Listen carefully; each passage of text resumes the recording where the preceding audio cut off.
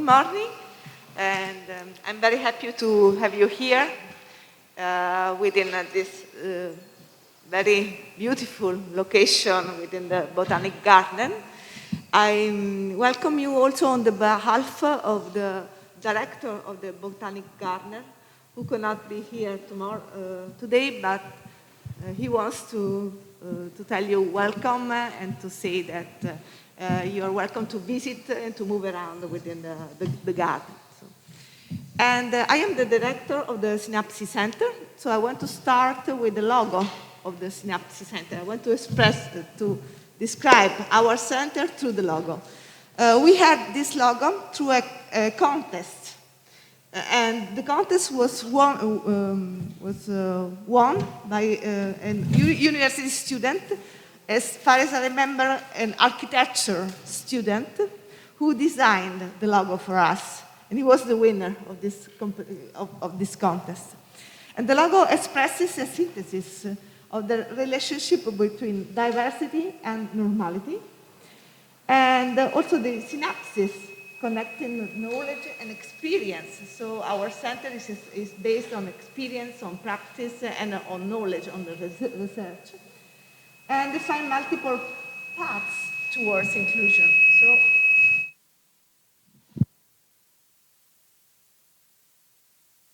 we promote inclusion.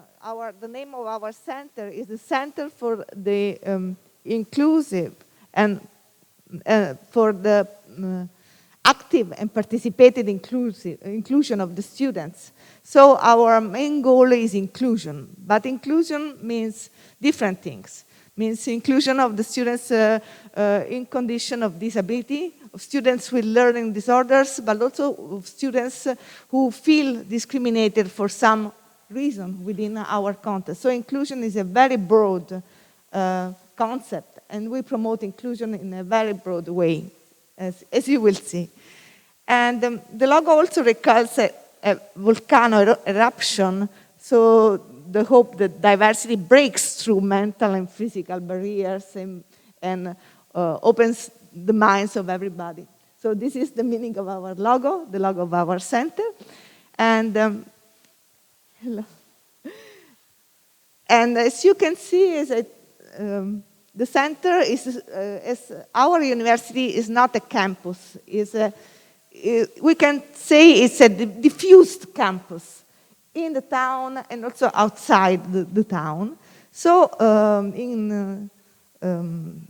taking into account this configuration of our university, also our center is spread all around the town and within the university, diffused campus. So we have several venues. This is one of the venues that you will visit. And we have a venue in the main center, which is the administration venue, but also it hosts a new location of our counseling services.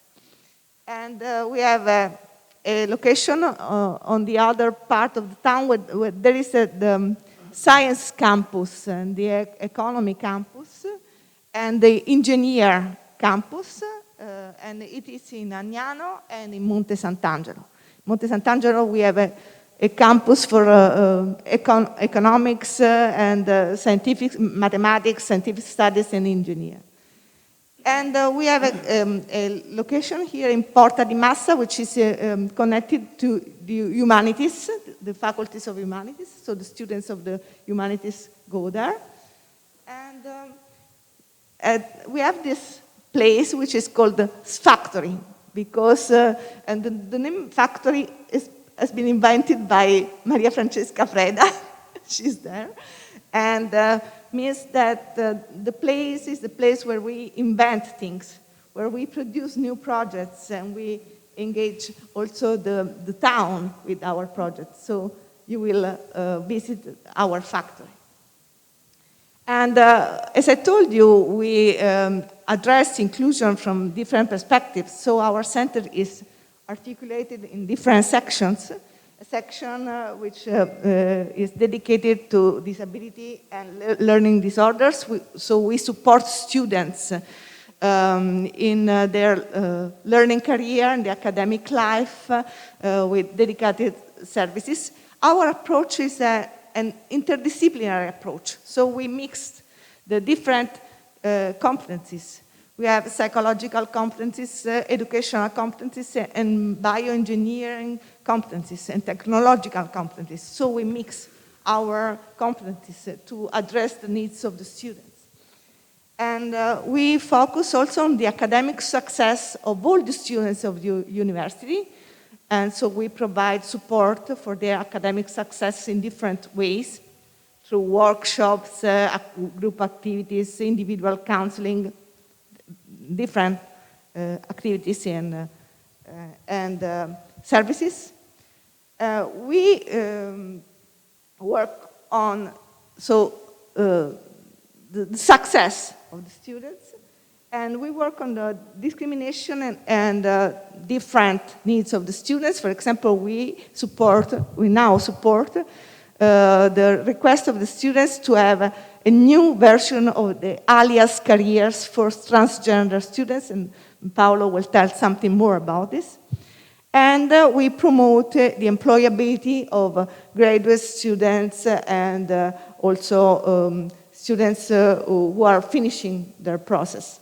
So as you can see, we deal all these issues with different competencies, but today we will focus in particular on the counseling activities that we run within our services and within our sections.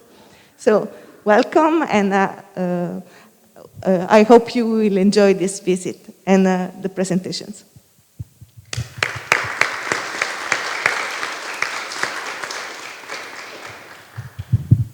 Please, welcome in Napoli.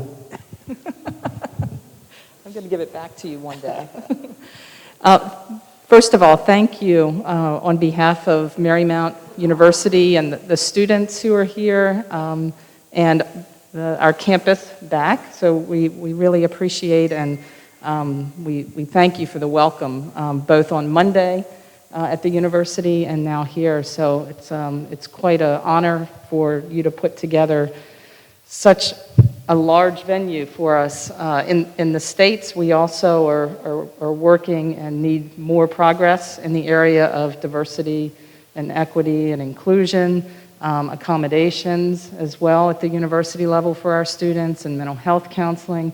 So we're excited to be able to learn from you all and what you're doing, and hopefully that we'll be able to integrate a lot of the things. And we're really just excited about the collaboration between the universities, and we hope that that continues to grow.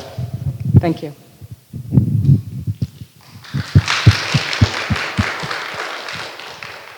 My students don't clap for us, so they're learning. We need encouragement. Comincio lei ora? Ok. Sì.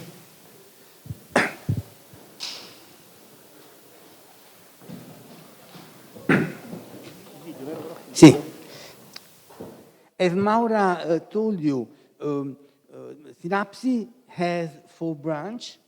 One is about disabled students and students with learning disabilities or problems. The second is counseling or benessere, successo formativo, how to cope with learning difficulty students in order to help them to pass the exam. And Professoressa Freda is the coordinator of these activities. The third one is occupability, how to help students to pass from the state of students to the state of workers, and Maura Striano is the head of this. And the fourth is anti-discrimination culture of differences. And Professor Amodeo is the coordinator. Unfortunately, she's busy today and she can't be here. So I am speaking on behalf of me and her about this service.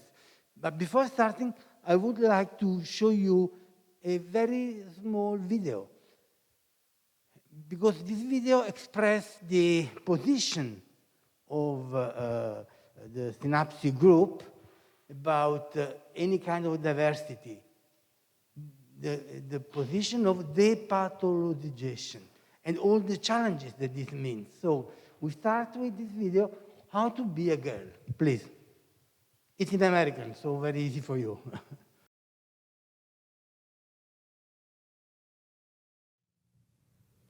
6 years ago, I gave birth to my first and only child. A boy. Hello. I am 38. I'm 29, and I really love you. When he was 2 years old, my son began insisting on wearing only pink clothes, preferably ones with lots of sparkles and ruffles on them. She dresses so pretty. She really loves me. She really. When he turned 3, he begged me to buy him some dresses and let him grow his hair long. That made the grandparents a little nervous, but we went with it. That one's a fairy and that one's a princess. Why is she a fairy and she's a princess? Because fairies are magic and princesses don't. That's the difference. And also, they can't fly and they can. Fairies fly and princesses walk.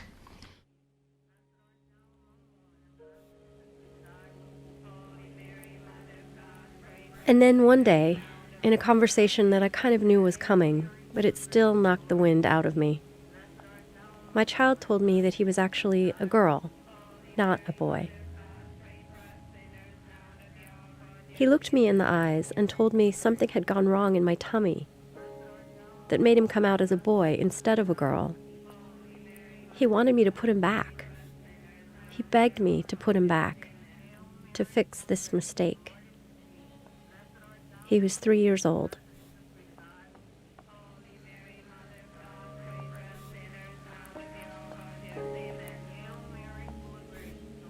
I spent the following year resisting, trying to present alternatives. I told my child over and over again that he could continue to be a boy and play with all the Barbies he wanted and wear whatever he liked, dresses, skirts, all the sparkles money could buy. But my child said no, absolutely not. She was a girl. What are your favorite things to play with? My princess things. Your princess things? Why do you like princesses so much? I just kind of do. Do you think it's okay for boys to like princesses? But I'm a girl. After 12 long months of making both myself and my child miserable, I finally let my little boy go. Goodbye.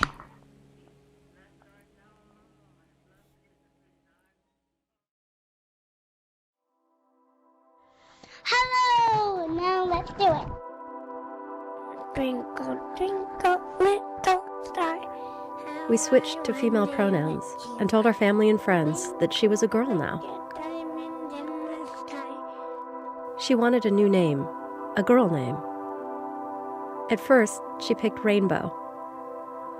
I was relieved when she changed her mind and named herself after her aunt. So now I have a girl, Talk about princesses. a daughter. Actually, I need to hear about how spaceships fly. A really happy daughter.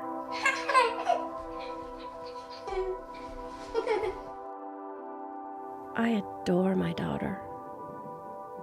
But sometimes I look at photos of my baby boy and I miss him so much.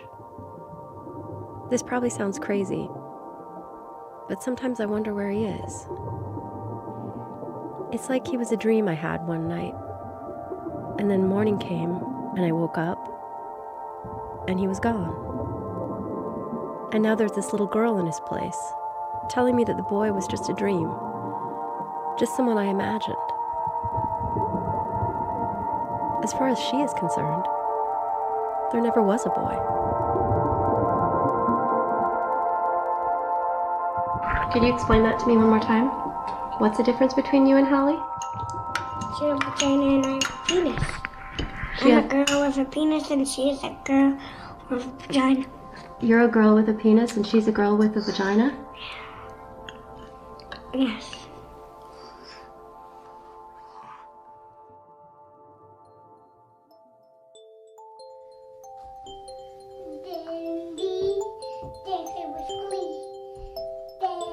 So now that I have a daughter instead of a son, what does this actually mean for her? And for me as her mother? Pink is a mama. Pink is a mama. Other than letting her wear pretty dresses and using different pronouns, what has actually changed? What does this newly minted girl need to know? What do I need to teach her about how to be a girl? The girl alien does all the work while the boy alien sleeps and eats. Do I even know how to be a girl? The girls also have blue and purple spots.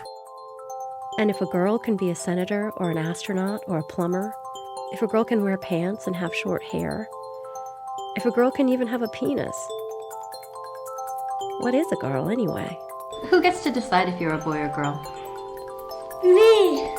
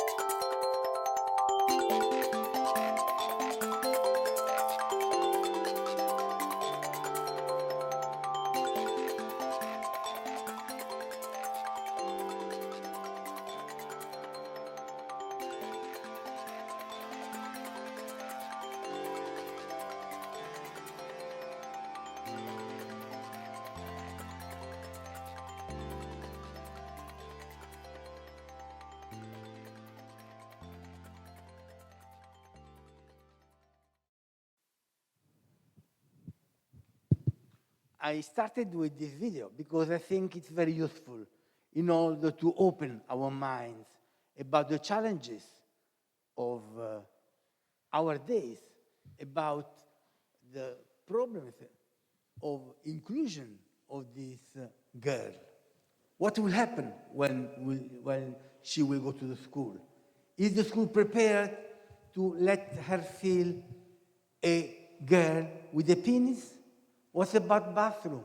What about gender equalities? What about all the issues?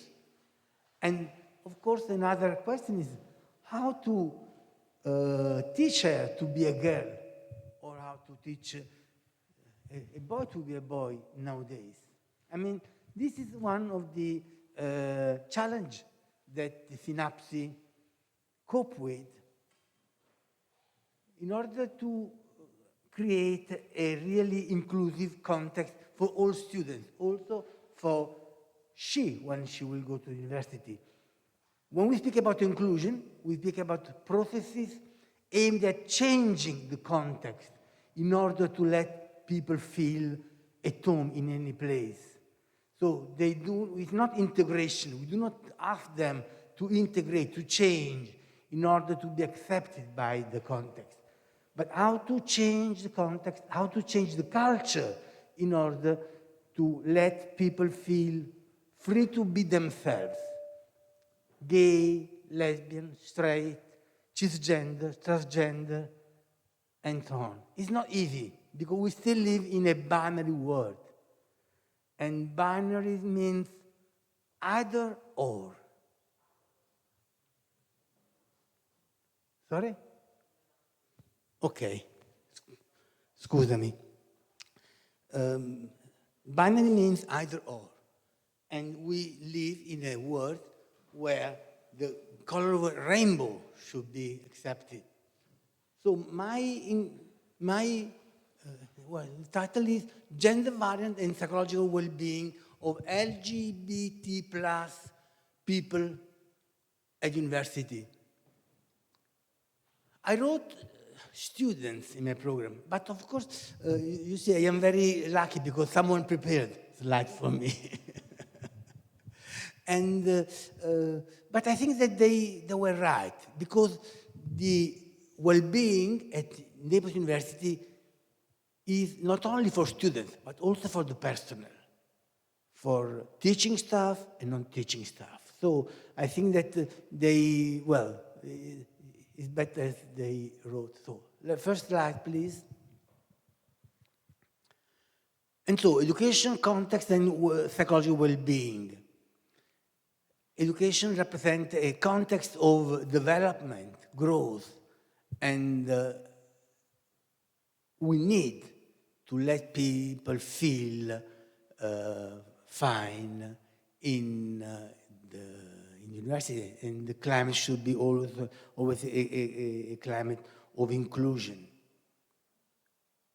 This is important in university, but it's most important in the school setting, because for children, the school is a place where their development growth develops, so it's very important.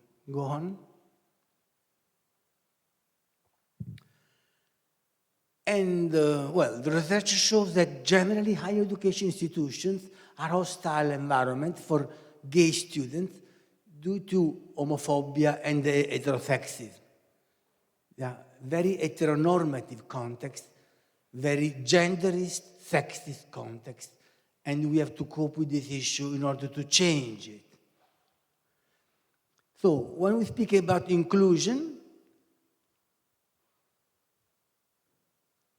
one of the most important things to cope with is minority stress.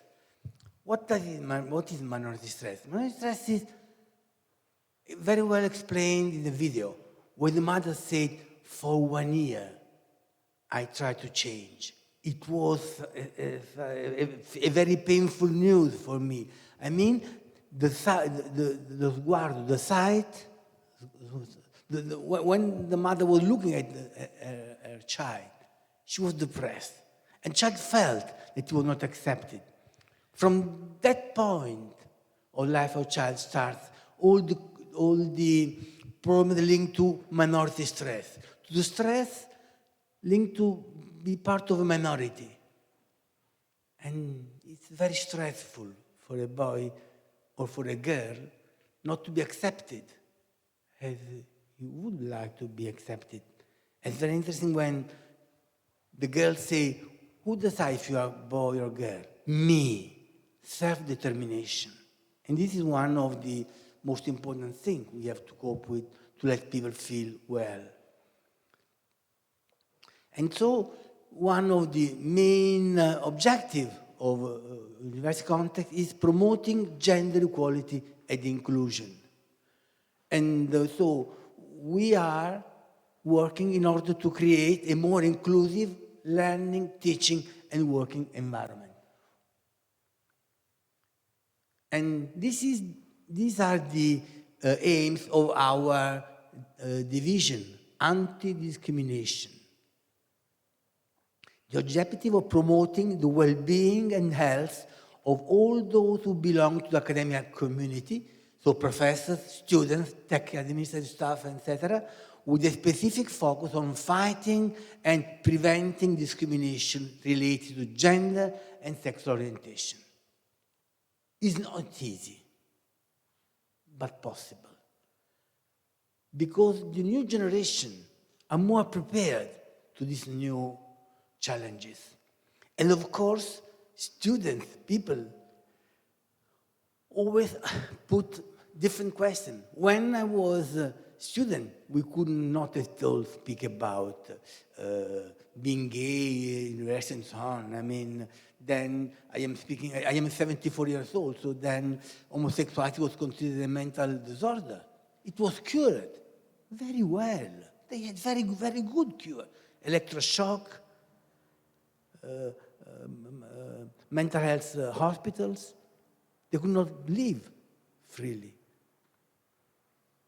Now things are changing, but still for transgender people, there are very many prejudgments and stigma.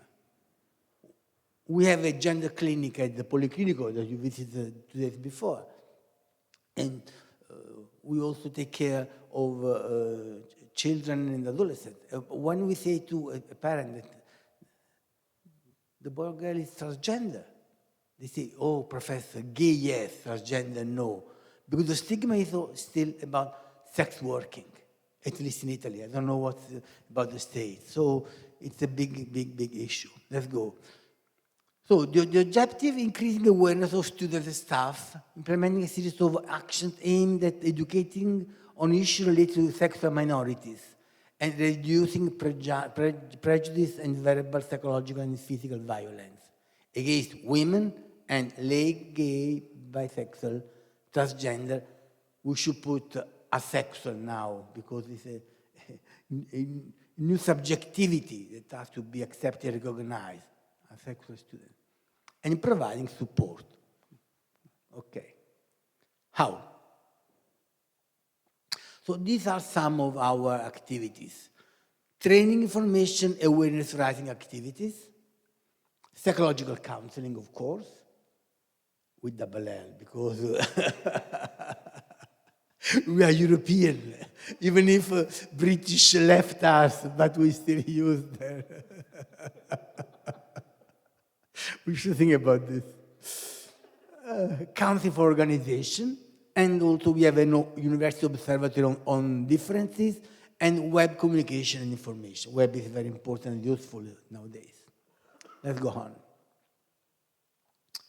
Okay.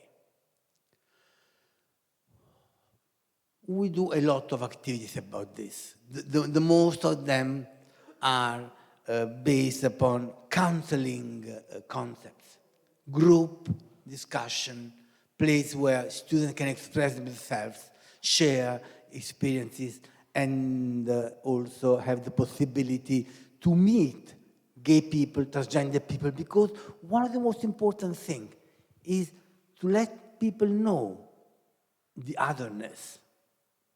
We have some PhD non-binary transgender students. We often ask them, we invite them in our meeting in order to let students speak about this issue with someone who has the problem. Because the expert often says something, but if the person speaks about the emotions, it's much better for changing the attitude.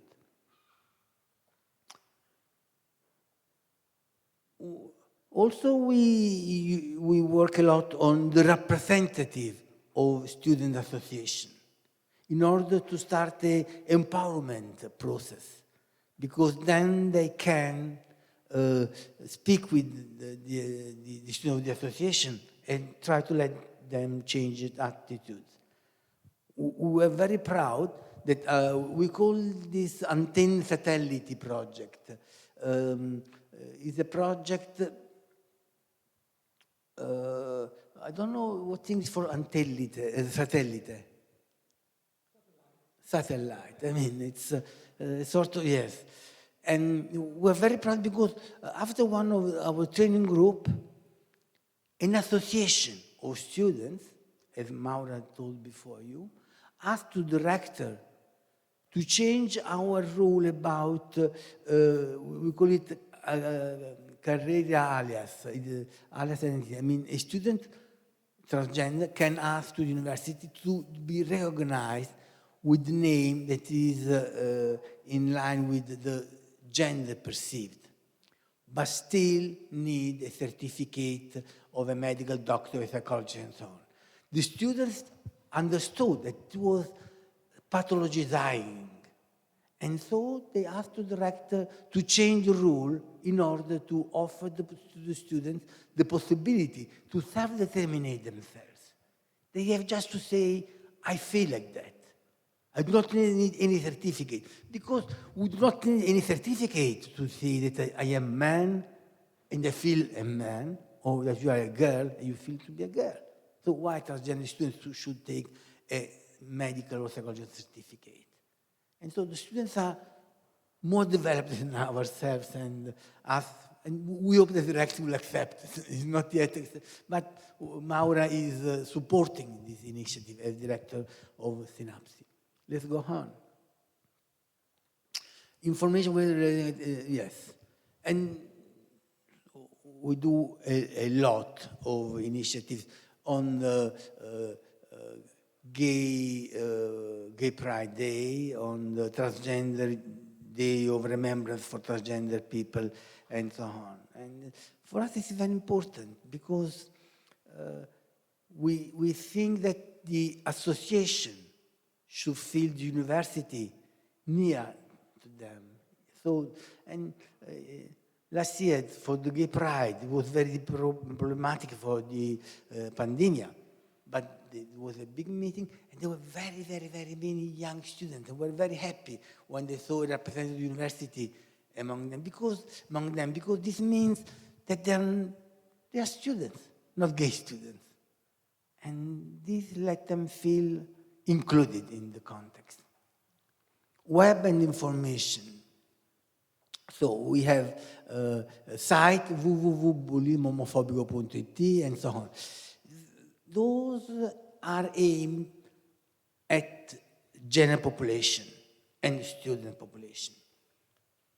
And to parents, to teachers of school who may have problems with school bullying or homophobic bullying and ask for our help in order to create a climate of inclusion and not inclusion of and also parents. I will always remember once came father and mother of a boy who was gay and wanted to introduce his partner to the family.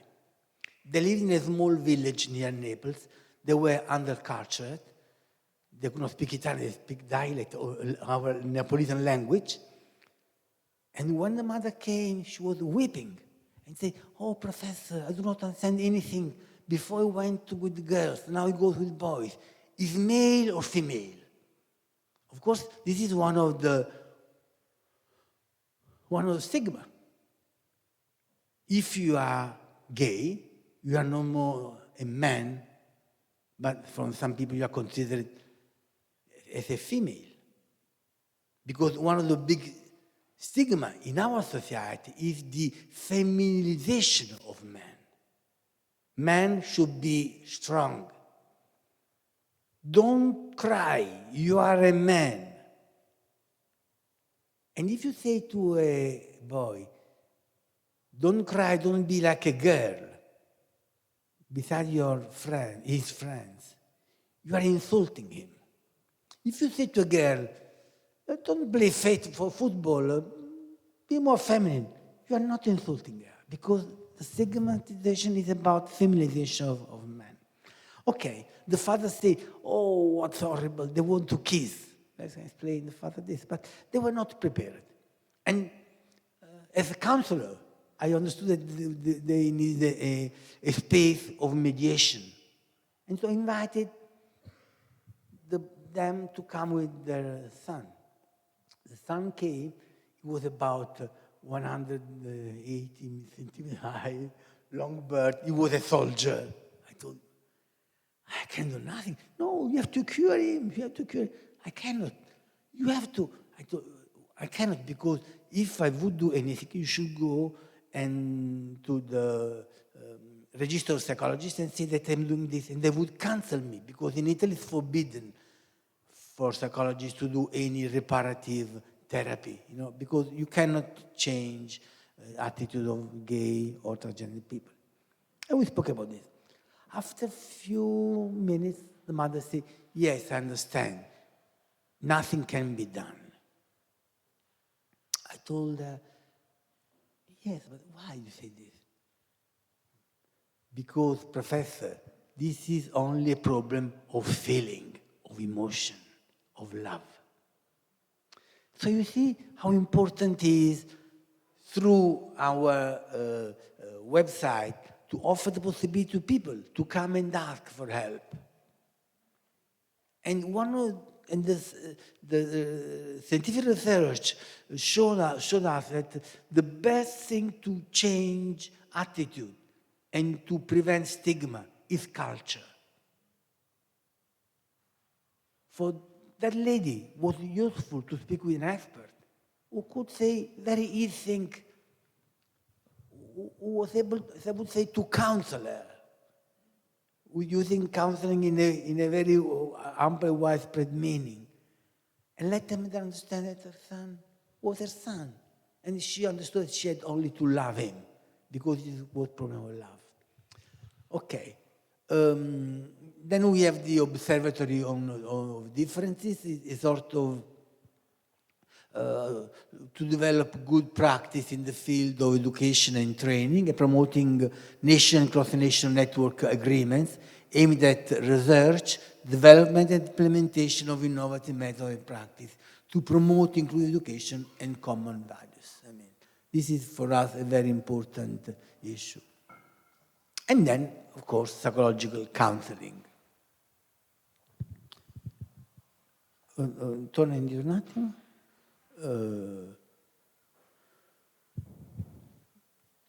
So, a place where students can express themselves and put questions about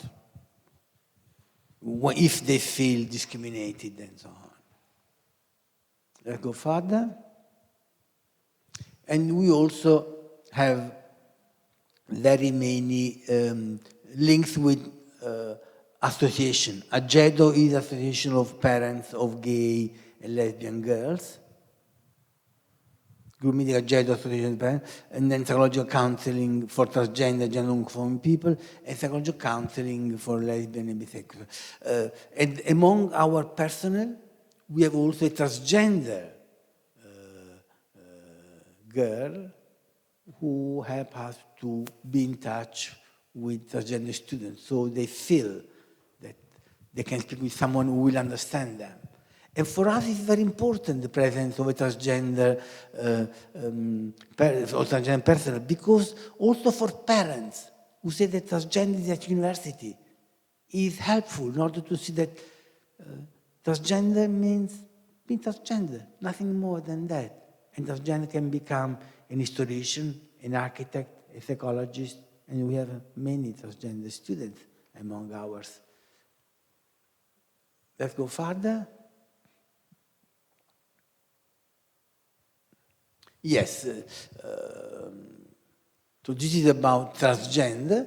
The term could also be gender variance, gender non-conforming, gender fluid. And this is nowadays one of the biggest for us as professionals. The big challenge today is non-binary genderqueer students. I don't know what the situation in the States, but I think we are not yet really ready to accept non-binary, because coupled with transgender issues and transgender binary people, it's easier. Okay, you feel that you are a girl, okay, go and change your body, cut your penis, and do all the transition that we can help you to gain. But with non-binary people, the problem is more complex, I think, because we still have a, I say, mind/brain binary. It's not easy for the geometry of our minds to accept someone who's saying, I may be a girl with a penis. But this is the big challenge. And as you know, everybody, every counselor, every psychologist, every psychotherapist who want to work in this field, as the line guide of the APA, American Psychological Association, says, have to accept a non-binary perspective. If you want to work with these people, you cannot put yourself on a binary position, but a non-binary position. Otherwise, it will be very difficult to accept their request of help. And so, I mean, I don't know, but also the guidelines of Counseling Association say this. I mean, no. Go further. And it's a big umbrella, as you say,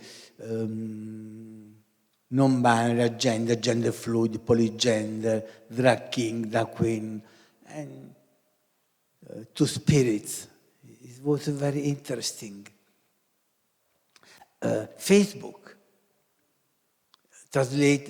open to very many identities, and among the others were two spirits, the American two spirits.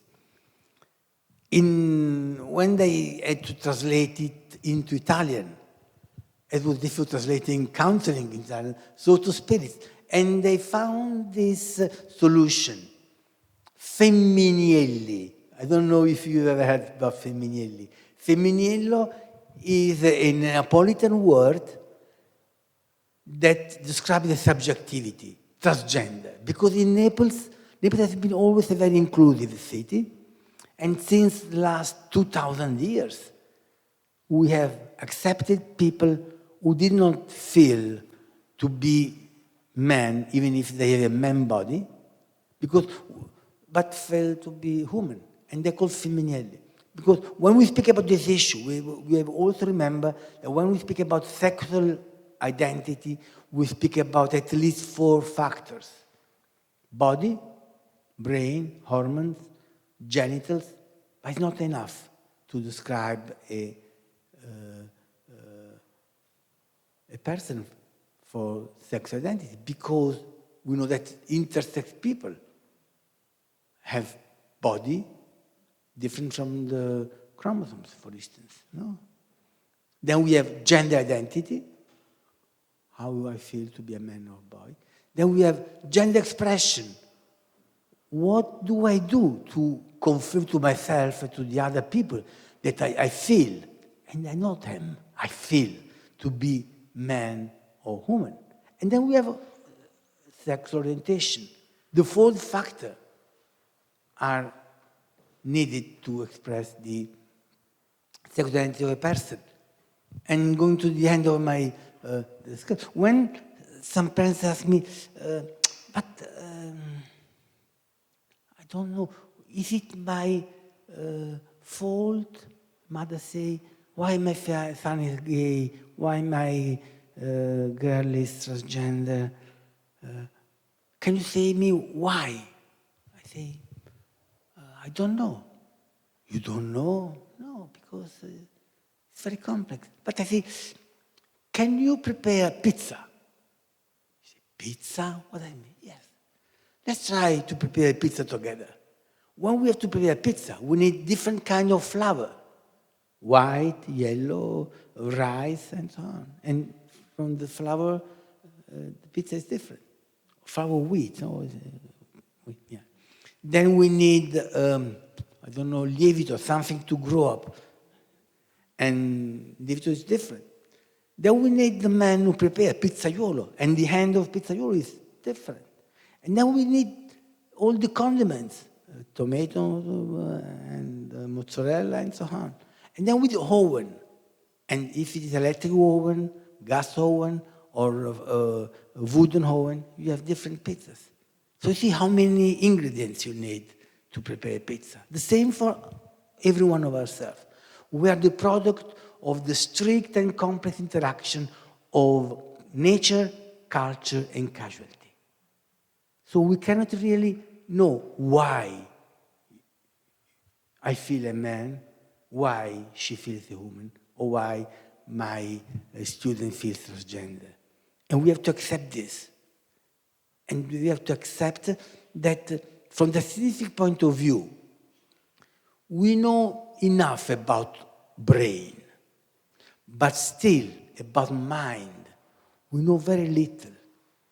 Because still no one really explains us how can a group of neurons that is pure matter is waiting. You can, no, give subjectivity, emotions. If we have faith, we say, well, it's God, psyche. If we are scientists, not religious, we have to accept we do not know. So the important is to accept people because we do not know really what does it mean this. And this is the other's profile. as we told us, we offer to our students the possibility to be recognized as a gender. And okay, thank you for your attention.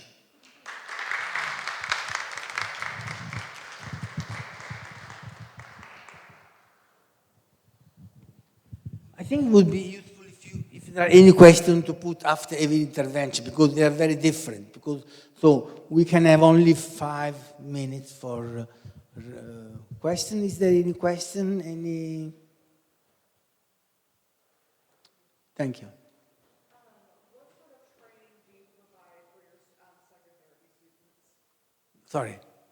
What sort of training do you provide for your psychotherapy students at university for working with this population? Well, we have some courses. We have a PhD in gender and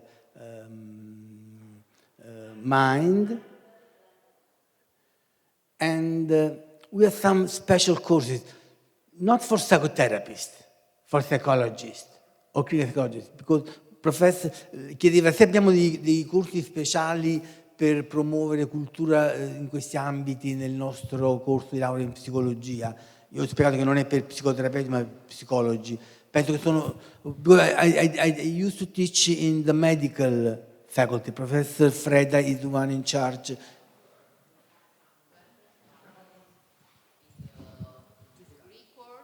During the degree course, we have PhD that has specific curriculum on gender studies, but we not have a specific degree course on this topic.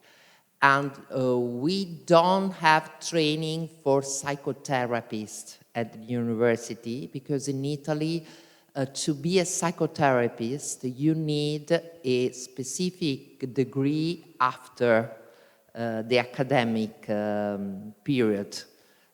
So I think all specialization at the moment have this topic included in the curriculum of course.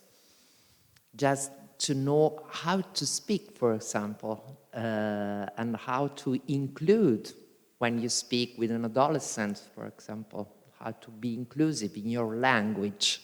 When you make questions during the therapy, you need to know how to be inclusive.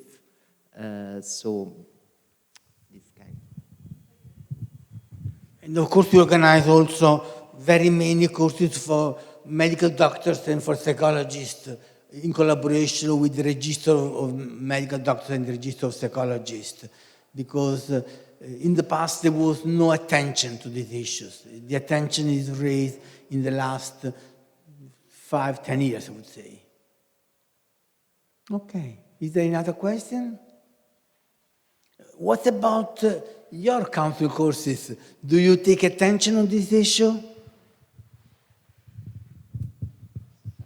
And the students can correct me if I'm wrong, but we have a specific course, one course that is Multicultural Counseling, that includes topics, whether it's on marginalized populations, racial and ethnic groups, various religious ideologies, orientations, and then as well, we are inclusive in that class with the LGBTQ population. And then throughout the curriculum, I think that there's, we disperse that, whether it's in counseling skills, advanced techniques, and then it's part of our foundation that we put in all of our classes. And then a lot of our students will do their placements working specifically with agencies that have, like Whitman Walker and some, right? Some where the population that is served is mainly LGBTQ population. So that's actually one of our focus areas in particular, not just the grant that we have, but throughout the university. Our school counselors also have training in working with LGBTQ populations. Yes. So our human sexuality course is also a course that a lot of the students will take, and that's infused heavily into that. Other classes that you all have had more integration in specific with this population? Probably your clinical placements, you know, when those case studies come up that you're working with.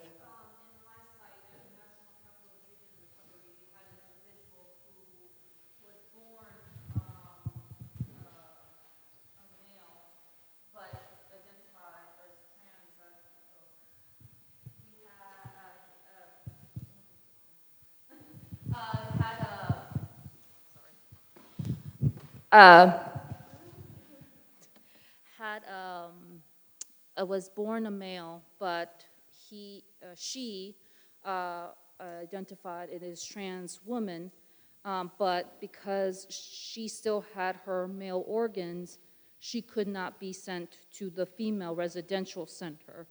But we were accepting of her. We had a meeting before with all the clients, all the patients, saying we're going to have a trans woman here.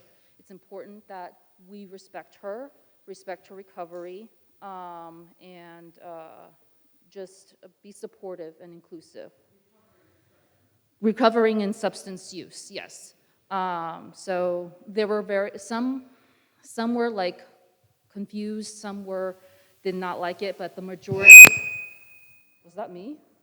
Oh, but the majority of them were very welcoming and supportive, and they made sure to check their language, calling her, calling her by her name.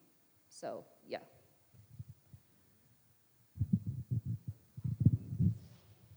It's a big issue, I mean, and also all the problem linked to a gender bathroom. It's another big problem. I mean, not just, but we have to cope with these changes. Okay. Oh, please. So you talked about training that you do. Talk about, I'm sorry, thank you. You talked about the training, info, and awareness raising activities that you do for the university. And I was just wondering, it talked about you do group training and you divide them into small groups and they do 3 meetings. Is it voluntary or mandatory for your students? Every activity like this are voluntary. They offer the possibility to participate at these activities because they are offered to the representative of the student union. So we can oblige them, but for us it's very important if the representative of student union come to our training courses because it's an empowerment process. They are the one who can better train their own colleagues on this issue. So we do not have any compulsory courses in this, training courses in this area. Sorry?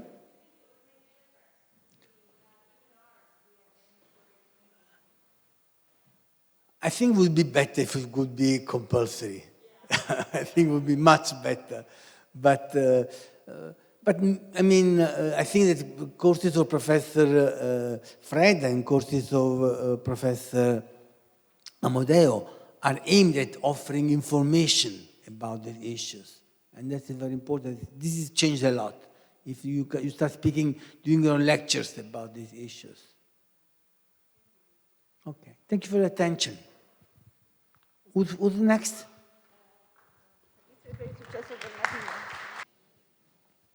Good morning to everyone. My name is Giovanni Esposito, and I am a psychologist of the SINAPSi Center, and I work since 2012 for a specific division of the SINAPSi Center, that is the Academic Success Service Division, that is coordinated by Professor Maria Francesca Freda.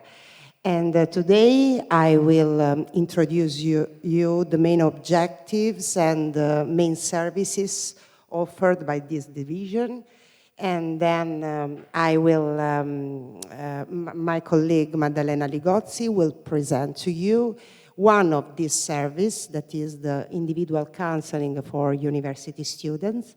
And after her presentation, I will discuss with you, I will introduce to you another service of this division, that is the group counseling for underachieving university students. So let's start from the main objectives of this division of the SInAPSi Center.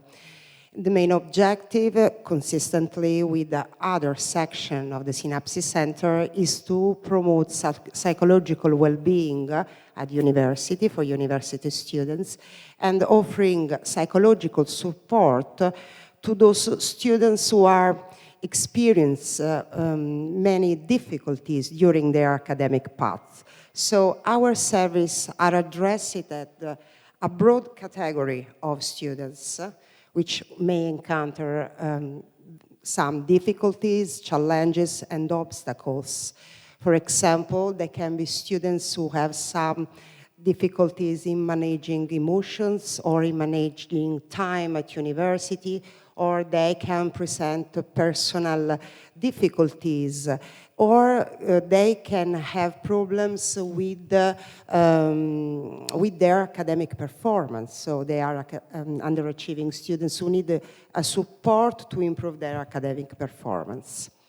Or in general, there are students who feel excluded by university. Our division offered 4 main services, but today we will present you just 2 of the 4.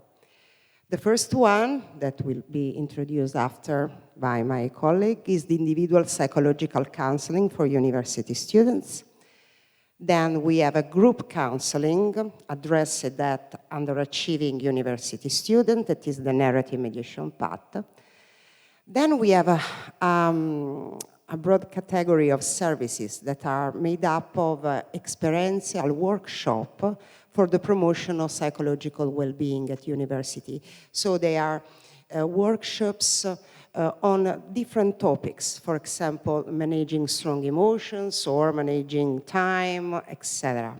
And then we have another broad category of service that is services, consulting services for degree courses. This means that the director of a degree course can contact us and ask for a specific project that will consider specific resource and difficulties of a degree course. So today, we will discuss together 2 of these 4 services, the individual psychological counseling and then the group counseling narrative mediation path. Allora, siccome non ho un inglese perfetto, sarà Roberto Bianco, che è il nostro psicologo, collaboratore e volontario del servizio civile, a tradurre. Okay. Dr. Maddalena Ligozzi says that her English is not perfect, so I will be translating what she says, and I will be reading the presentation, okay? I'm Dr. Roberto Bianco, by the way. I curated the translation of the following slides, so if you notice some mistakes, that's on me.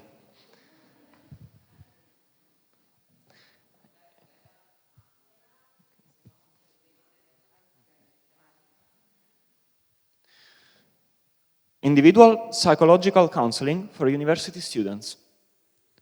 First, some general information. The service is active in Federico II since 1984. Every year, about 450 students turn to the service, and about 300 of them actually start a counseling cycle. The service is fast, free, and easily accessible. In order to access the service, one simply has to send an email and fill a form. Within days from this first contact, an appointment is arranged.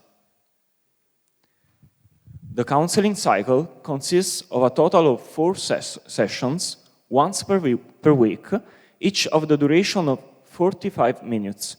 The student may ask for another counseling cycle after some time if he or she so wishes. Counseling is delivered by clinical psychologists using a psychodynamic approach. The psychological work focuses on the relationship between student and psychologist, which is shaped in the likeness of previous relationships. Because of this, expectations, emotions, thoughts, and ideas which defined those previous relationships are transferred onto the present relationship with the psychologist. This is called transferred. Because of its shortness, the 4 sessions intervention model naturally elicits separation anxiety, which is considered to be the emotional organizer of the counseling path.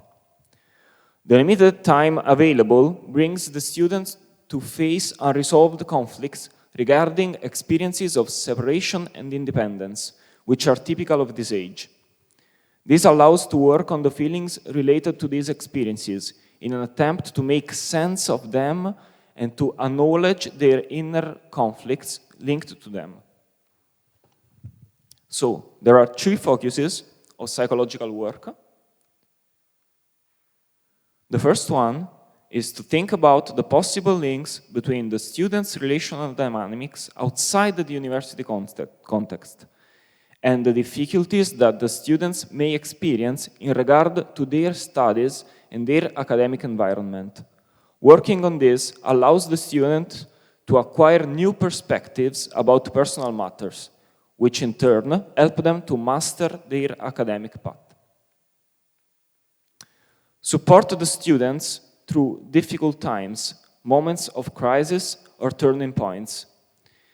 For example, the end of one's academic course, helping them to explore the meanings linked to these experiences. Support the autonomy of the students, encouraging them to take individual responsibility in managing their academic career and helping them to acknowledge personal and environmental limits and resources through an approach which is not prescriptive nor directive. Okay, I will introduce you the group counseling, the narrative mediation part, and first of all, I will give you some general information about the counseling.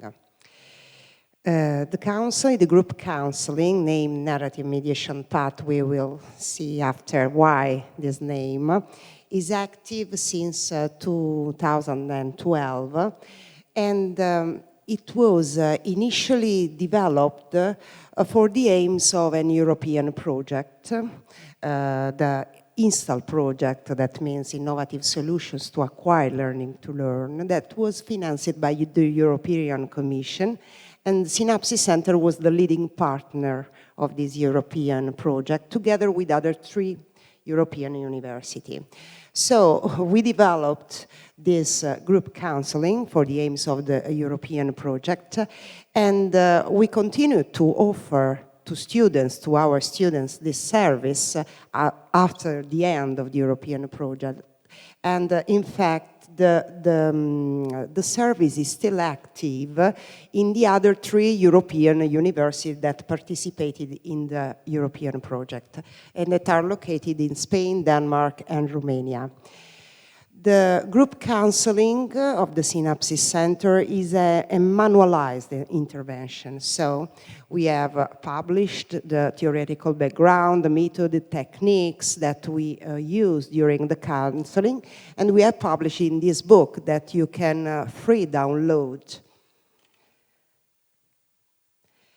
And the group counseling has a specific target that are underachieving university students, who are students who present a persistent discrepancy between their academic potential and their performance. So they are low performance, they have accumulated delay in examinations and in ECTS credits.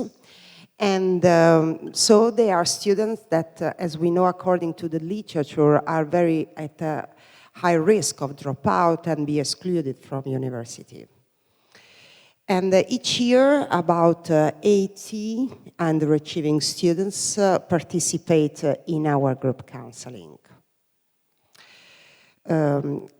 Like the other service of these divisions and the other divisions, of course, students are informed about the new group counseling, the group counseling that will be launched through an email that is sent to their institutional account, or through social media, or, for example, by word of mouth from their peers that had already participated in the group counseling.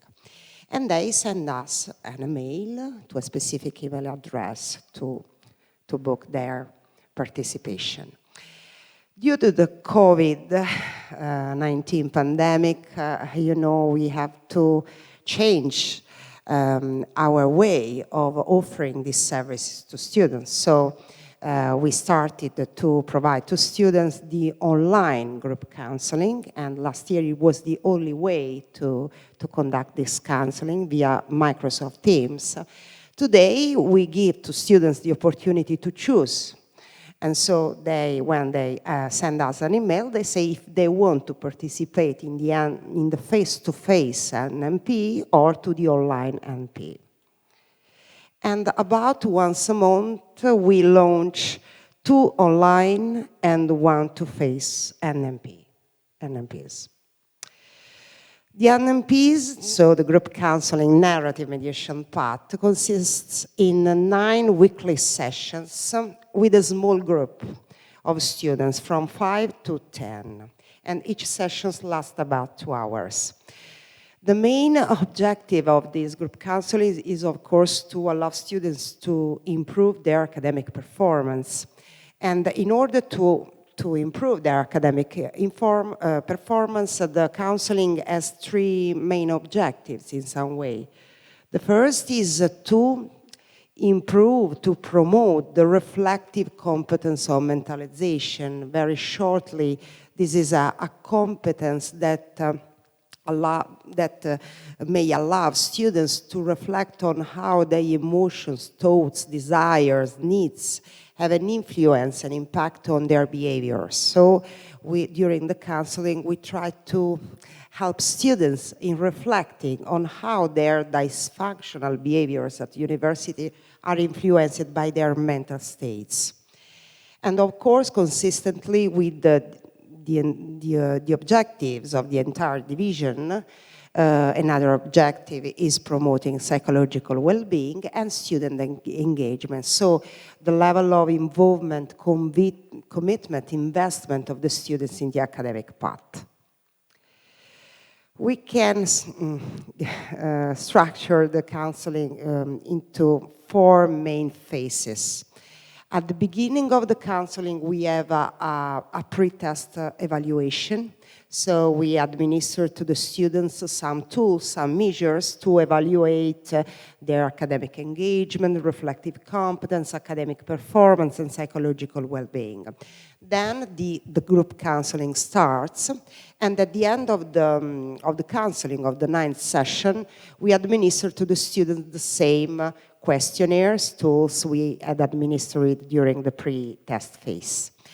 And after 1 year from the end of the counseling, we have a follow-up session. So we contact again the students, and we ask them to tell us, to tell what happened during the last year. And so if they continue to improve, or if they have encountered other difficulties, or for example, if they need after 1 year another type of help that we can give them with other SInAPSi services. Which is the methodology we use. As I said before, the group counseling is called narrative mediation path, NMP, because our hypothesis is that narration can be considered as a device, a mediation tool to improve reflectivity. And we adopted a multimodal narrative approach that is that we combine in a unique methodology 5 narrative modes. So we use different types of narratives. And we also combine the individual narration with the group narration. And the counseling is conducted by clinical psychologists of the SInAPSi Center. I'm one of the 4 conductors, together with Anna Cannata, who is here today, Federica Parlato, and Maria Rosaria Di Natale.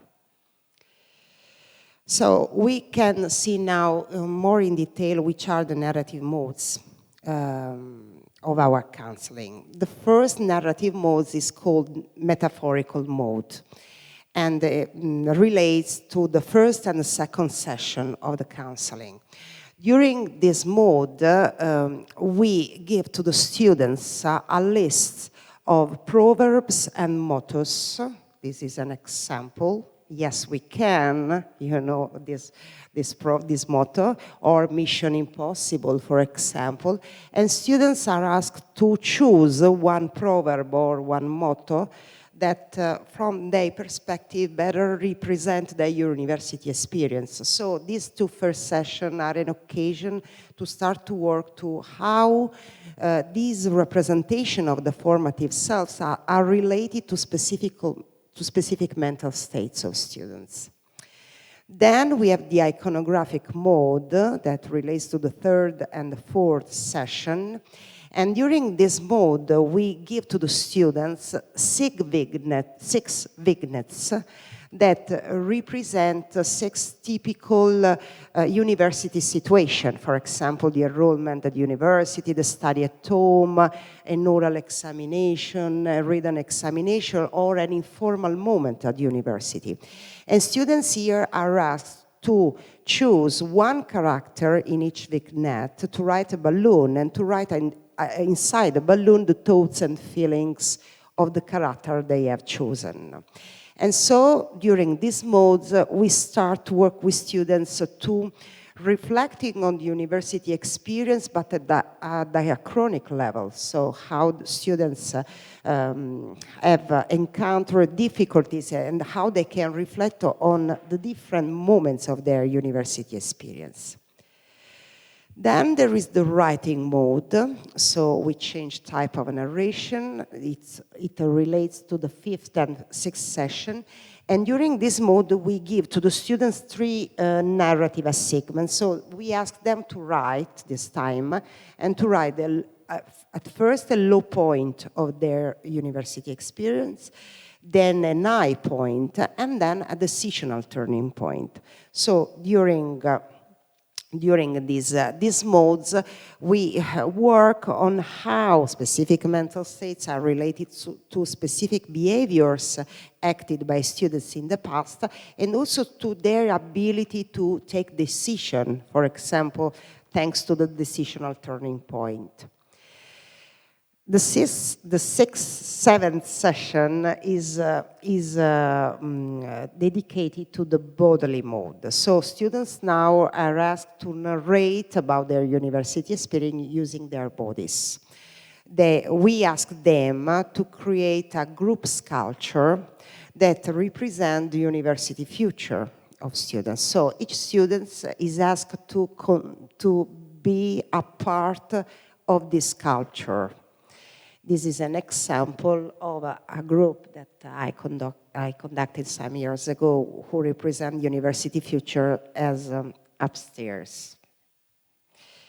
And so during this mode, students have the possibility to start to reflect on how, for example, their bodily sensations can be transformed in thoughtful emotions.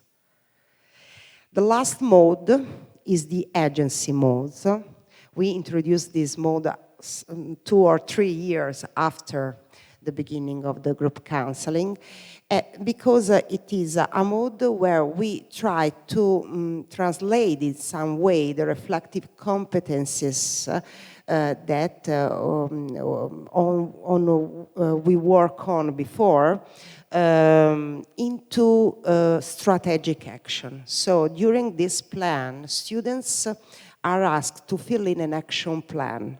So to insert inside this design an objective to be reached within 1 week, and underlines the actions that are needed to reach that objective.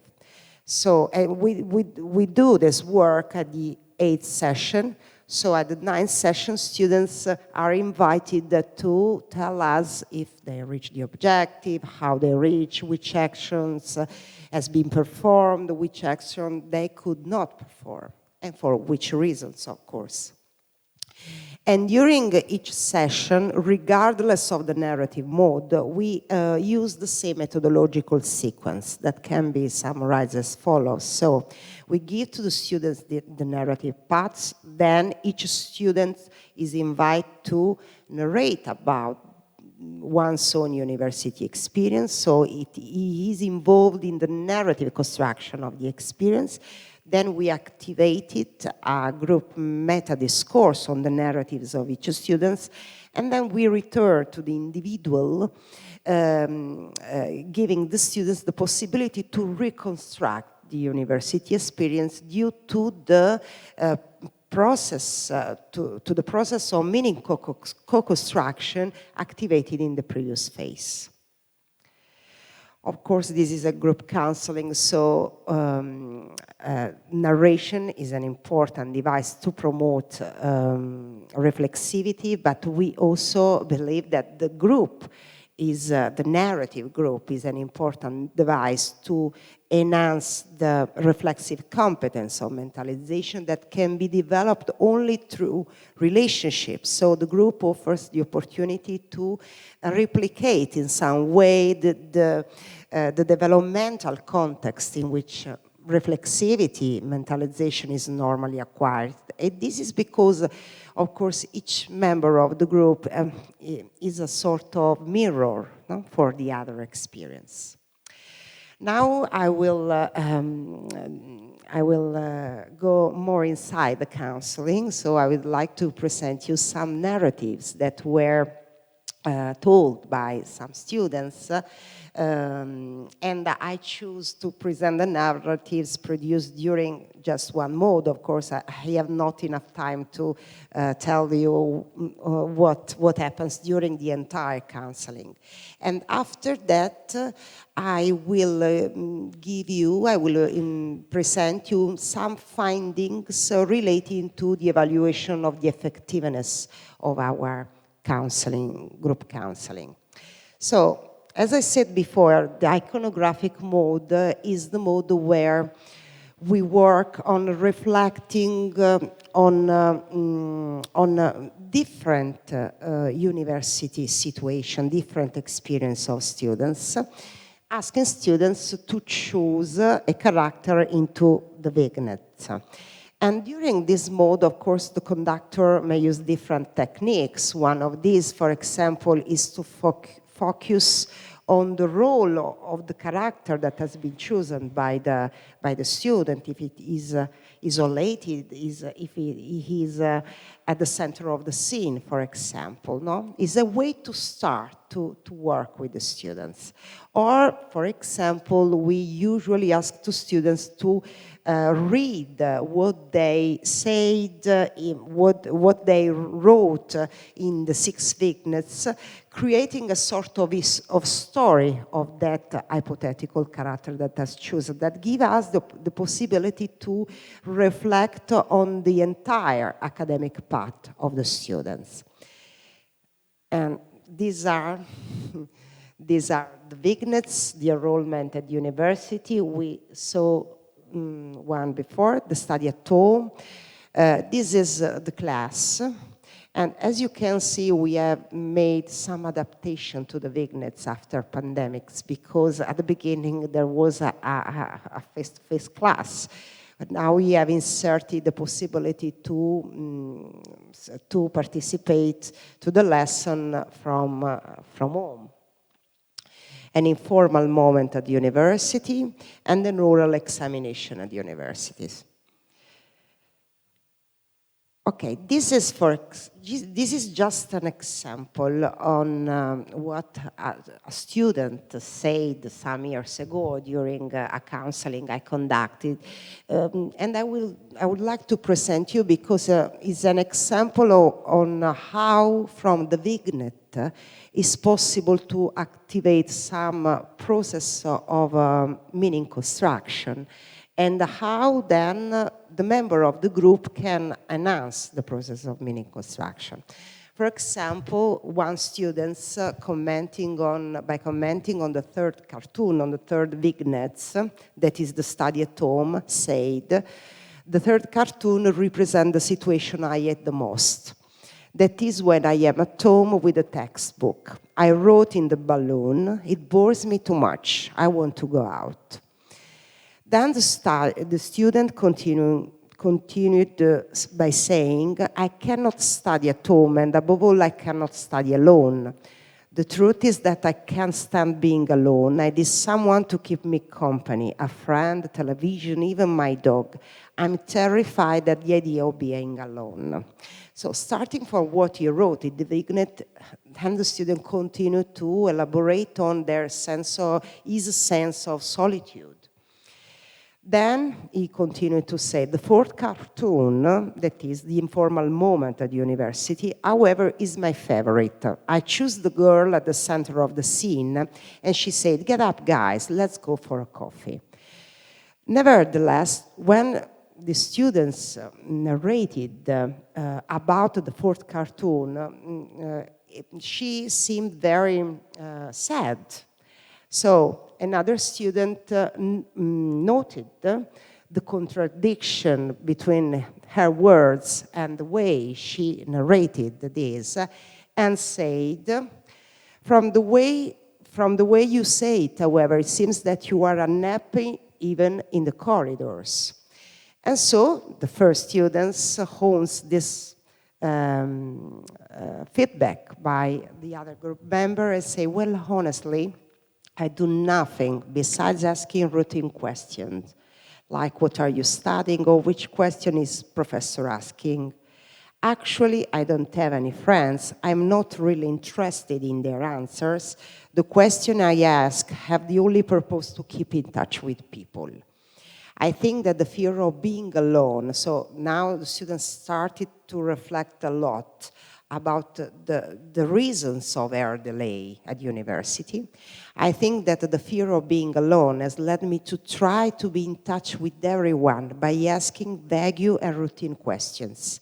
But in this way, I do not focus on studying. I'm just wasting time. And this has worsened my academic delay, and then she ends by saying, I need to change.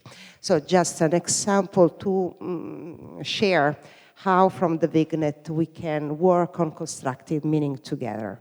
And thanks to the helps of the other group members, of course. As I said before, we need to adapt the counseling after pandemic. For example, we launched the counseling also via Microsoft Teams. We needed to reduce the number of sessions because, for example, we cannot use the sculpture nowadays because students can't touch each other. So now the counseling is constituted by 7 sessions. But we really hope to come back to the 9th session, and so to reintroduce the bodily mode, of course.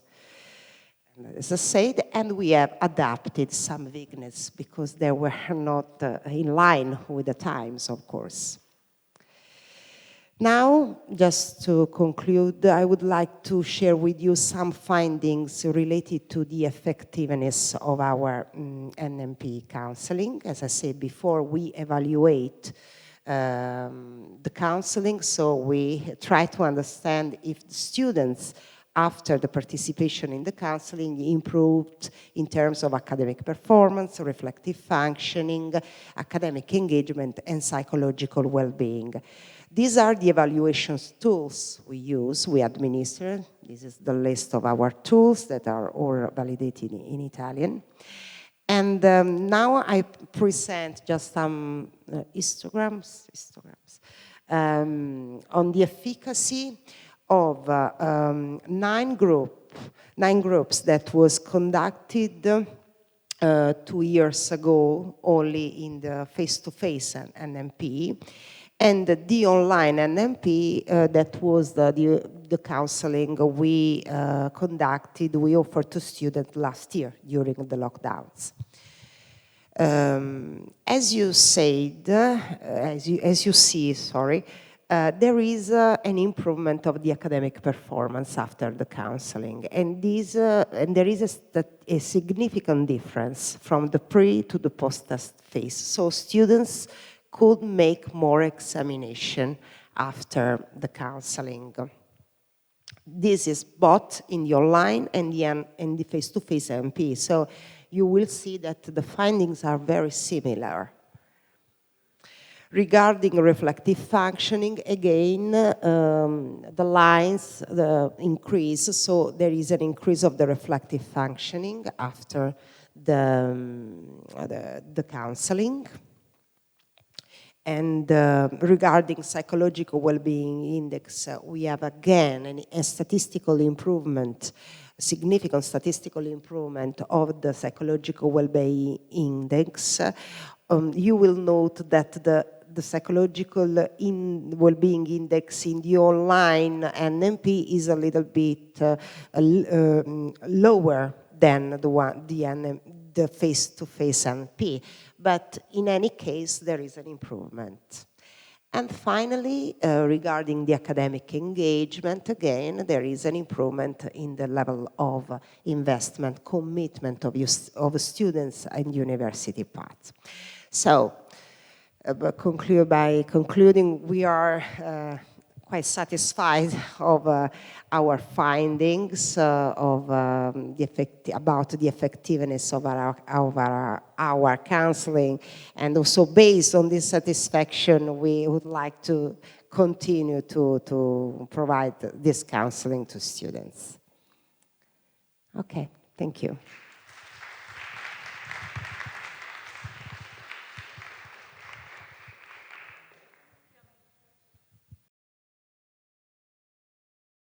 Are there any questions? Sì.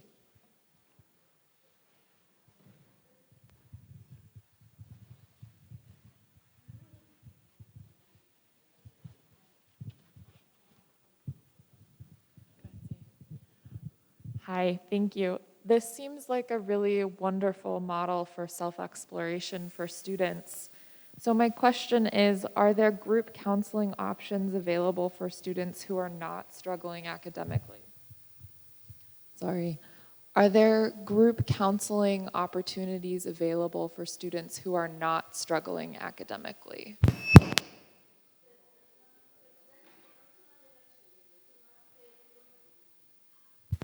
Yes, not in the group counseling, but in the individual counseling.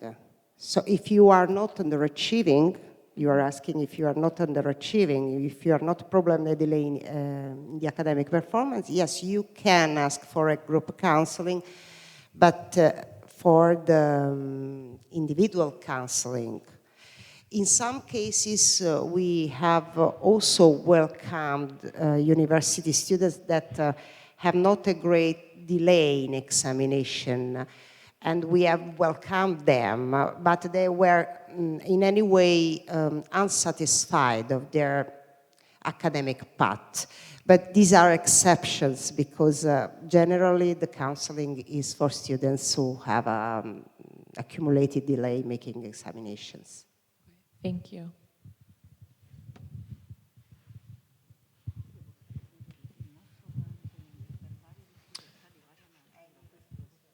So my question is, at the beginning of the COVID-19 pandemic, did you find it harder to get people to come to the group counseling sessions or individual counseling sessions? Or did you find that throughout the pandemic, more people started coming to the counseling sessions?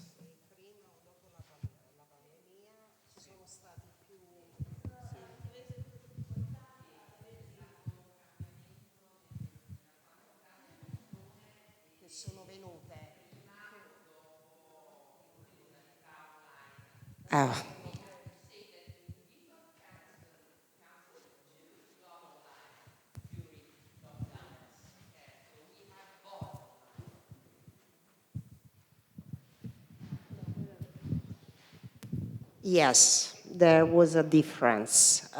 We are still reflecting on what's happening because these are the first experience about, during pandemic. And yes, we had more requests of participation for the online counseling, for the online group counseling. And and today too. So students seem to prefer to participate in the online NP instead of the face-to-face NP. At the same time, the number of students who effectively participate in the online counseling is quite the same. That means that there are more requests, but not all the students who make a request of participation after come to the counseling. Okay, so there is a drop from the request to the effective participation in the online counseling. So the median number of students who participate is 80 in both cases. Allora, invece per quanto riguarda il counseling individuale, c'è stato un cambiamento, un aumento delle richieste e soprattutto con l'uso del canale da remoto abbiamo raggiunto molti più studenti, nel senso che erano prevalentemente studenti anche provenienti da, insomma, se c'erano studenti pendolari o fuori sede, hanno poi utilizzato maggiormente il canale da remoto. Attualmente questo ancora succede, che ci viene chiesto di usare il canale da remoto anziché la presenza.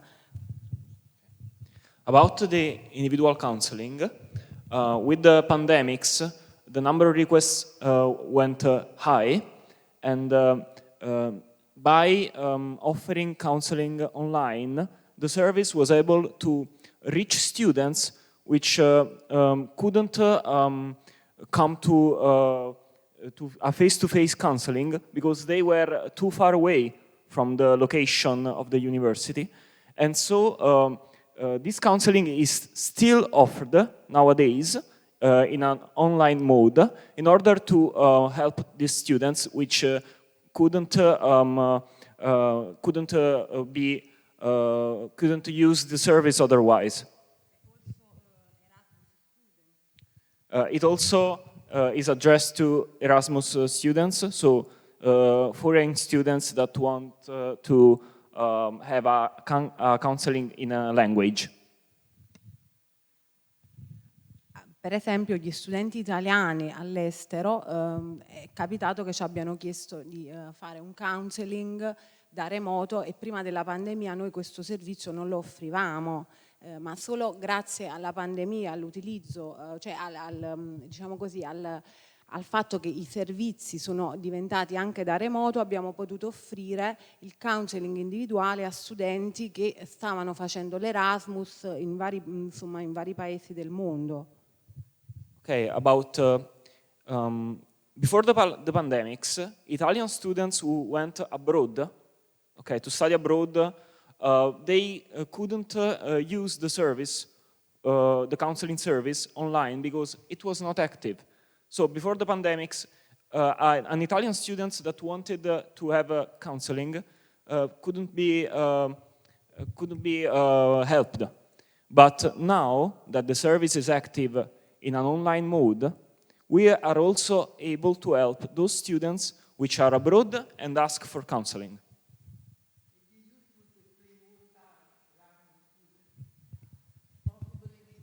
In Europe, to share universities. I mean, an Italian student can go and study for a few months in Germany, in France, in Spain, and can pass exam there and come back to Naples or to Rome and Milan. I mean, so this is, we call Erasmus students. So the possibility to share universities in the European context.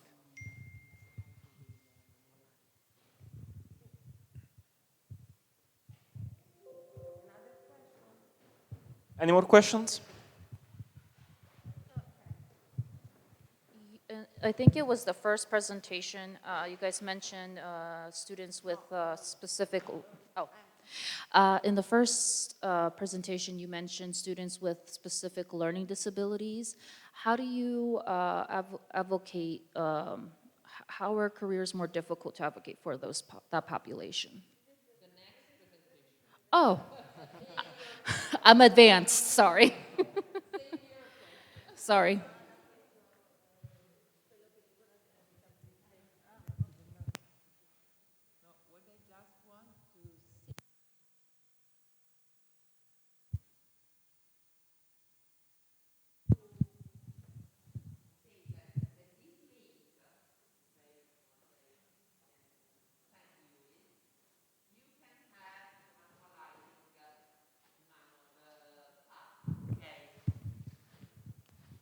In this manual, you don't find agency mode because we add it later than the European project. So my question is, you mentioned separation anxiety in individual psychotherapy. Can you talk about more of that and how that's managed? And I believe you referred to it as something in the presentation.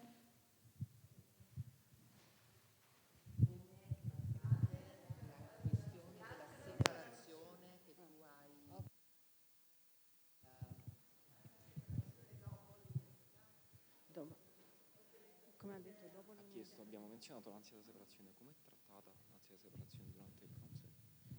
Allora, in realtà è un po' difficile rispondere a questa domanda, nel senso che non viene nominata l'ansia di separazione, ma si osserva come uno studente si muove nella relazione con lo psicologo e, per esempio, se ci sono delle questioni che hanno a che fare con il momento di crisi che sta vivendo lo studente o all'inizio o alla fine, per esempio, del percorso di studi e difficile, mi fermo un attimo. Okay, separation anxiety is not openly talked about during counseling. It is a topic because respect to the relationship that is built between the psychologist and the student who is asking for counseling, because the time of the counseling is very short, only 4 sessions, the student may have some separation anxiety, and in regards to this relationship, some of the crises that the student is experiencing may be unearthed, ok? Allora, ci sono studenti che hanno difficoltà a riconoscere la loro capacità di essere autonomi nel gestire proprio diciamo, l'ansia da esame, per esempio, oppure litigi con i genitori, oppure separazioni con il partner, no? E quando questo succede, noi proviamo a capire quali sono a riconoscere con lo studente le emozioni che prova e quanto queste emozioni stanno in conflitto con altri bisogni, come quello di diciamo, tra dipendenza dal partner, dal genitore e l'autonomia. Cioè, vabbè, comunque. Okay. When the student is experiencing issues about its independence, okay, like issues regarding his accomplishments at the university, issues regarding their dependence to the parental figures, one may experience some certain issues during university path. It is very common, and the core of the counseling is to go to the heart of those issues, to try to understand where these issues come from, okay? In order to help the student better manage his academic life, but also his personal life. Cioè, lo studente viene anche aiutato a riconoscere che la dipendenza dall'altro non è una cosa negativa, ma è un bisogno, no? È un bisogno e insomma bisogna anche riconoscere che insomma si può uscire da questa dipendenza se c'è però diciamo anche il riconoscimento del fatto che l'autonomia, la spinta all'autonomia non è in contrasto con la dipendenza. No? Okay. Dependence is not a weakness, nor a problem. It has to be acknowledged as a need, okay? And the student may accept this need, may overcome these issues if he or she accepts that it is not that dependence and autonomy are not mutually excludent. So, to do so, one must also acknowledge his or her emotions about those issues.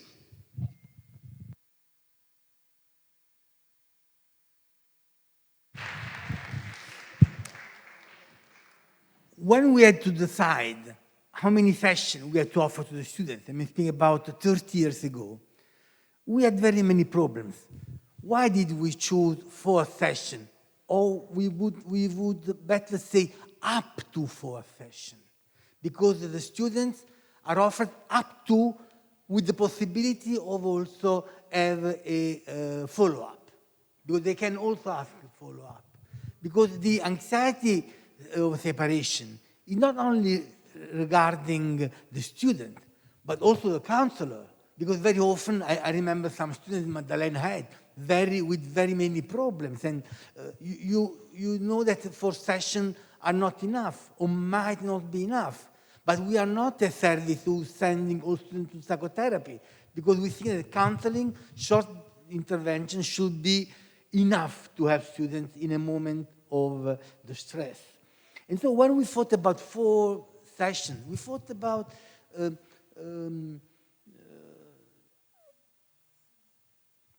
to offer both to the student, but also to the counselor, a space where to share in the beginning the anxiety of a new experience, because counseling may be a new experience. And from the here and now of that experience, to speak about the other experience. And when we arrive on the 3rd session, to start speaking about anxiety of separation, because very often the risk is that you arrive at the 4th session without speaking about what does it mean separation, how much you feel that you changed, and maybe that often the situation is you change everything or nothing. So we have all to work on this, and also it's very important to offer to the counselor a space where to work through, where to think about their own anxiety separation. Because you can imagine that our counselors see 2-3 students per day, and very often they have the need to a space where think about the risk of not giving enough. That's why a space of supervision for me is compulsory for this kind of intervention. Because if you do not have a space where the professional can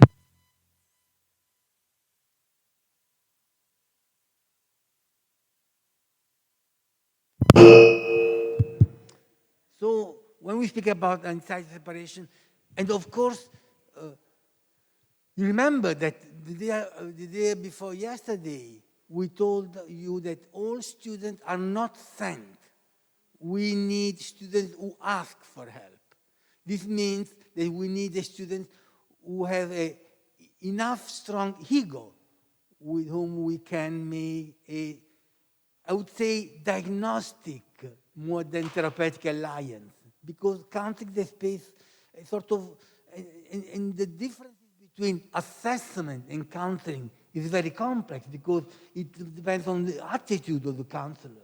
It is assessing, offering the possibility to see what are the area of the stress that you can eventually visit in a psychotherapy, or is an intervention who offer you a therapeutical effect. Oh, yes, puoi parlare. Volevo dire che l'esperienza della separazione riguarda vari livelli, no? Quello che poi lo studente sperimenta è pensare a quello che significa perdere, rinunciare, no? Ovvero il lavoro del lutto. The experience of separation, it regards different dimensions, okay? And what the students must focus on, must process, is the experience of grief, of loss. Rinunciare, perdere, no? Insomma, è un momento evolutivo importante perché riconoscere la perdita aiuta anche a, diciamo così, essere consapevoli del fatto che il dolore è costitutivo, fa parte dell'esperienza umana, serve a crescere in qualche modo. The experience of loss is an experience that pushes towards evolution, development, okay? Because by acknowledging that loss, the student may understand that the pain that comes from that loss is part of the growth process, okay? It's part of the evolutionary process that all men must do.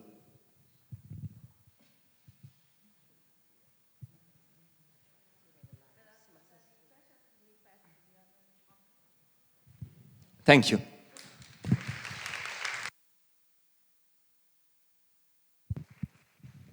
So now we are focusing on the long-term counseling process for students with learning disabilities and with disability, which is a dedicated service.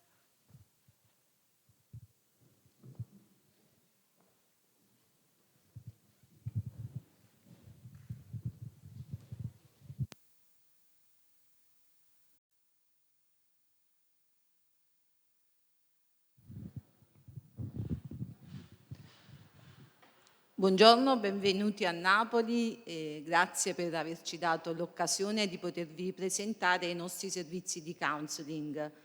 Io mi chiamo Livianasti, sono una psicologa e vi presenterò il counseling prolungato, che è uno degli interventi offerti agli studenti con disabilità e DSA all'interno di un progetto individualizzato che fa capo alla sezione per gli studenti con disabilità e DSA. Okay, she said, good morning, welcome to Naples, and thank you for being here. She is Dr. Livia Nasti, a psychotherapist and clinical psychologist. She curated the following presentation, which concerns dedicated tutoring services for students with SLD and disabilities. Dr. Livia Nasti is part of the staff of these services, and I hope you will find it interesting. So, what are they about? The dedicated tutoring services for students with SLD and disabilities consist in a set of interventions aimed at promoting the inclusion of university students with disabilities and SLD through the removal of didactic, psychological, pedagogical, and technological barriers. To whom are they addressed? Students with disabilities, including visual and hearing impairments, motor disabilities, both congenital and acquired, psychic disabilities, and neurodevelopmental disorders like autism. Students with temporary or chronic illnesses, diabetes, cancer, neurological illnesses, multiple sclerosis, etc. Students with specific learning disorders, SLD, including dyslexia, dysorthography, dyscalculia, and dysgraphia. The Personalized Inclusion Project. The services are implemented in a multidisciplinary perspective, involving professionals with different backgrounds, all competent in the field of disabilities and SLD, psychologists, pedagogists, engineers, and specialists. The reference model is the biopsychological model, which looks at the whole person, including the body, the psyche, and the context in which he or she lives. The professionals develop for each student a personalized inclusion project, which is the result of a process which includes different phases. First phase, welcome. The psychologist in charge of the welcome point meets the student and carries out a clinical interview. Using the ICF, International Classification of Functioning, Disability and Health, he or she describes the functioning and the health condition of that person and takes note of all the elements that may constitute a risk of exclusion for the academic path. Second phase, teamwork. The psychologist takes part in a multidisciplinary staff meeting and presents the health condition of the student to his or her colleagues. The staff then evaluates which kind of consultations are appropriate to offer to the student, technological, pedagogical, or counseling. After the consultations, which involve different disciplinary fields, a case manager is assigned, and a personalized inclusion project is defined and agreed together with the student. Fourth phase, the personalized inclusion project. It includes all the interventions that the professionals deemed as appropriate after the multidisciplinary consultations. For example, pedagogical interventions like making an agreement with a professor, technological interventions like verifying the accessibility of the study material, psychological interventions like counseling. These interventions are aimed at promoting the academic involvement of the student. The long-term counseling is one of the interventions provided in accord with the personalized inclusion project.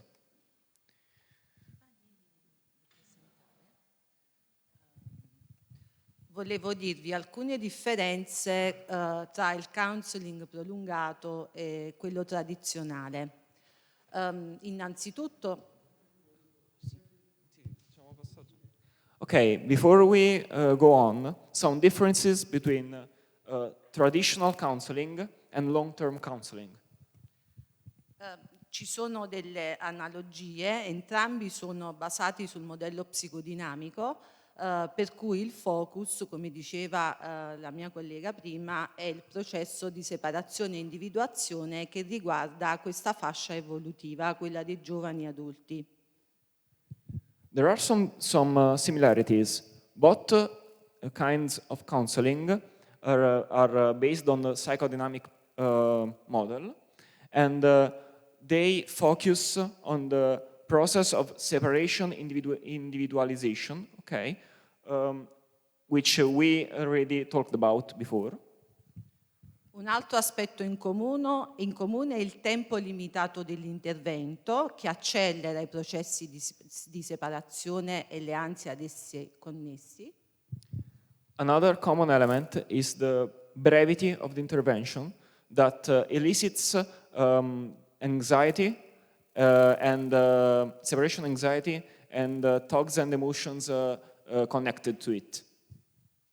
La differenza sta nell'autosegnalazione, nel senso che per il counseling tradizionale gli studenti si segnalano da soli, chiamano e chiedono, diciamo, di poter incontrare uno psicologo, mentre invece per il counseling con studenti con disabilità e DSA c'è un invio da parte di un professionista dei servizi che invia lo studente che ha un disagio al servizio di counseling. One of the differences is that for traditional counseling, the students, they turn to the service themselves, okay? While in counseling, long-term counseling for students with SLD and disabilities, these students do not usually turn to the service themselves, but are directed to it by a professional, often a psychologist. Entrambi i servizi offrono la possibilità di un follow-up a distanza di tempo, quindi lo studente fino a quando è immatricolato all'università può sempre rivolgersi a servizi per ricevere aiuto. Both the services offer a follow-up after some time, and even after a while, the same student may ask for a new cycle of intervention. So as long as the student is one of our university students, he may benefit from the service more than one time. Okay, now we go on with the presentation. Long-term counseling for the students with SLD and disabilities. Method. The long-term counseling offered is a time-limited treatment up to 30 sessions based on the psychoanalytical model. The duration of the treatment is established at the beginning of the counseling path, depending on the issues that the student is facing. The limited time available elicits separation processes and conflicts related to the dependence-autonomy dichotomy. The break times that naturally occur during the treatment are used to prepare the student to face the end of the counseling path and the conflicts and challenges that come with it. Students who use this service usually do not turn to it themselves, but are instead directed to it by psychologists or other members of the operational staff. Students may be directed to the service at the start of their academic path, or also further on if they are going through a period of crisis, or even at the end of their course of study, if they are experiencing difficulties related to it. SLD and disabilities, the main points of the long-term counseling. Students with SLD and disabilities face the same conflicts and preoccupations of the other students, but their impairments may contribute negatively to their emotional toll, causing further complications, such as inner conflicts for independence, along with ambivalent feelings, the desire to become emancipated from one's family, and the fear of not having what it takes to do so, especially for those impairments which cause dependence from the parental figures. Conflicts between one's functional and dysfunctional parts. In fact, while in some cases the impairment may be seen as somewhat protective of one's identity, in other cases it may be seen as an internal persecutory instance. For example, one may prefer to be diagnosed with a SLD or with autism instead of being diagnosed with a major psychic disorder. For example, Fabio was diagnosed with autism when he was 18. He commented, "I felt relieved when I was diagnosed with autism because I was finally able to make sense of many of my behaviors, like my motor stereotypes, or my relationship with other people, or reality itself, or my obsession for certain things. I am at peace now." On one end, receiving a diagnosis may be protective of one's identity, helping the person to make sense of many things which were unexplained. This allows to decrease feelings of being strange or being not normal. On the other hand, however, the diagnosis may be too much defining towards one's personality and may elicit persecutory feelings of being powerless against one's impairment, which is seen as the oppressor. For example, one student, Luca, stated, "I feel like an inferior being. Is it true that I am a disabled person? But does that mean that Hitler would send me to a lager?" In Luca, the predominant feelings are the ones of shame, guilt, fear of being judged, and exclusion. Anxiety about the academic performance. The race against time may contribute to one's feelings of stress. There may be preoccupations about falling behind or about not being able to graduate. These preoccupations are common in people with degenerative diseases that may affect one's ability to study, like degenerative eye disease, cancer, multiple sclerosis, etc.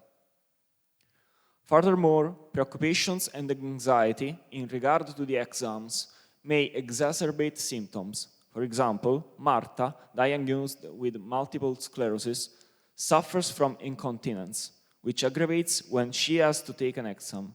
This may undermine her performance or even prevent her from taking the exam. Grief and losses yet to be processed, whether they are real or symbolic. Loss of body functions, loss of certainties and aspirations.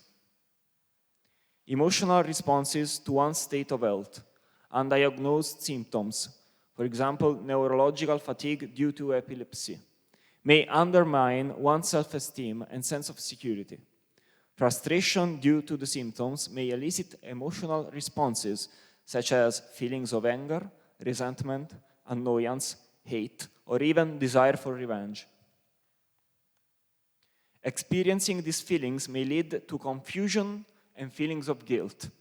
For example, a student, Sandro, stated, "Sometimes I have thoughts of hate towards other people, but I would never hurt anyone. I can't talk to you about my bad thoughts. I don't want you to have a bad impression of me. I am ashamed. I am a good person. I have values, but these thoughts, they come from the sick part of me. Medications help me to suppress them." Many students with disabilities and SLD react to their impairments with feelings of shame, guilt, and inadequacy. They feel like they are not as good as their colleagues. They fear rejection if their difficulties are exposed. For this reason, they may be reluctant to turn to the services for help or to use aids in front of their peers. They may even hide or deny their disability if they believe that it will prevent them from being accepted or loved. Actually, to admit one's differences is less alienating than to hide them. Counseling, in fact, is a way of getting in touch with one's feelings, in order to overcome difficulties and feelings of inadequacy, face feelings of shame, and achieve a better representation of oneself. Conclusions. The counseling for students with SLD and disabilities is especially focused on the impact that the disease or the disability may have on one's life. The aim of the counseling is to normalize these conditions, reframing the beliefs that surround them. Furthermore, counseling may help to frame the disability, allowing emotional growth through sharing and processing of one's emotions. With the help of a counselor, the student may face hurtful or unpleasant aspects of reality in order to acknowledge and accept oneself and to dispute misconceptions about the disability. This may help to embrace new perspectives, helping the student to achieve a fulfilling life and to make use of every opportunity which comes across. Thank you.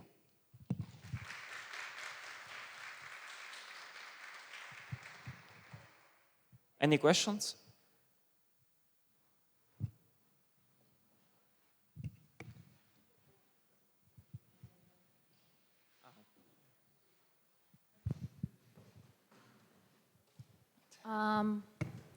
So how do you help individuals with specific learning disabilities find careers after they graduate?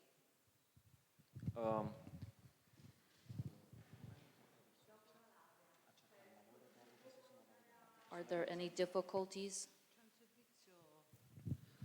C'è una sezione del centro SINAPSi proprio finalizzato a questo tipo di obiettivo, l'inserimento lavorativo degli studenti con disabilità, che dopo vi parlerà la collega.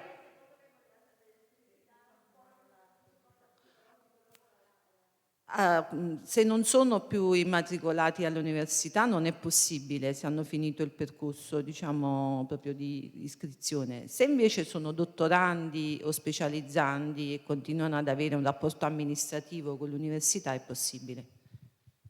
Okay, students with graduated here may have help in finding a job or occupation after the graduation, but they cannot access anymore the counseling because they are not no more our students. Okay, so we may help them finding a job if they have a disability or SLD, but we cannot offer them counseling.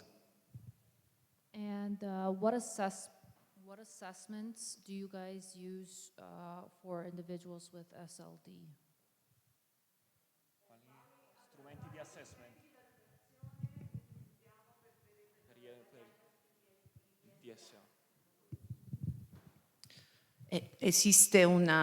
Gli strumenti vengono stabiliti dalla legge 170, è una legge italiana che riconosce agli studenti e cosa? Sì, arrivano già con una diagnosi e ci sono una serie di strumenti psicodiagnostici che vanno a valutare la capacità di lettura, scrittura e calcolo e in base ai risultati vengono diagnosticati con un disturbo dell'apprendimento. Per iscriversi ai servizi è necessario avere questa diagnosi.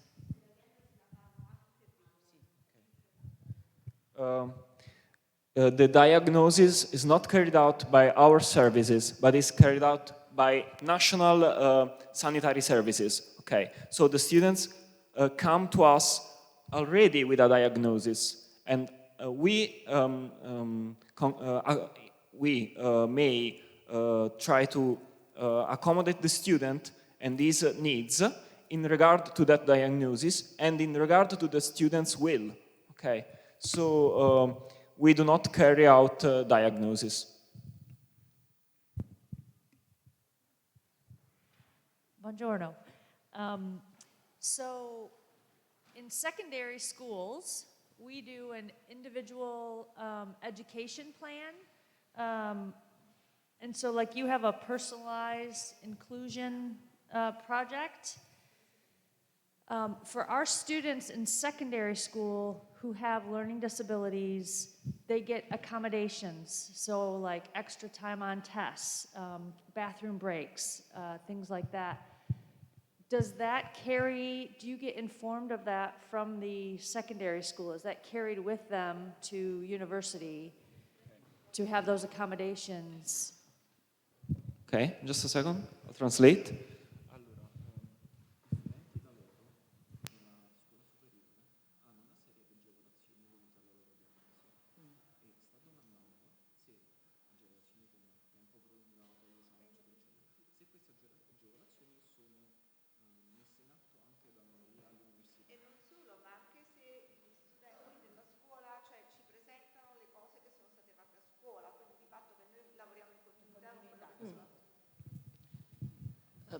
Sì, anche all'università sono previste delle misure diciamo che consistono appunto in tempi aggiuntivi, ausili tecnologici, facilitatori ambientali come la rimozione di barriere architettoniche e sicuramente quando lo studente arriva ai servizi per la disabilità vengono raccolte delle informazioni circa la sua storia, come nel tempo è stato aiutato a studiare, diciamo i facilitatori che la scuola superiore ha messo in campo e quindi noi teniamo conto di tutti questi elementi a cui lui è abituato e poi facciamo anche un'analisi nostra attraverso un DCF e poi nel progetto confluiranno tutta una serie di interventi che tengono conto dei suoi bisogni e quindi degli interventi da mettere in campo.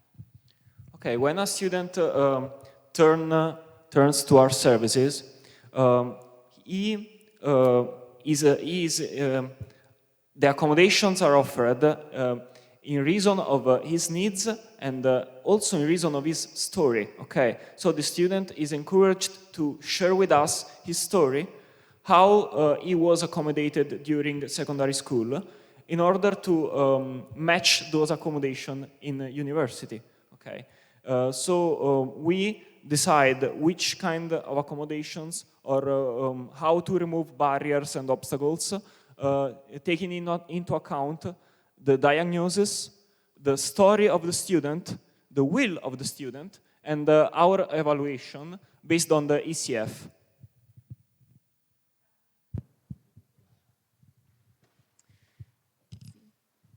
Will you please speak a little bit more about the interdisciplinary team and the different roles on the team?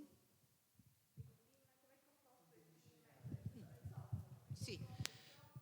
Il team è composto da professionisti di ambito disciplinare diverso, psicologi, io sono psicoterapeuta anche, poi ci sono ingegneri e tecnici, pedagogisti. The team is composed by psychologists, also psychotherapists, specialists, engineers, and pedagogists. She is also a psychotherapist.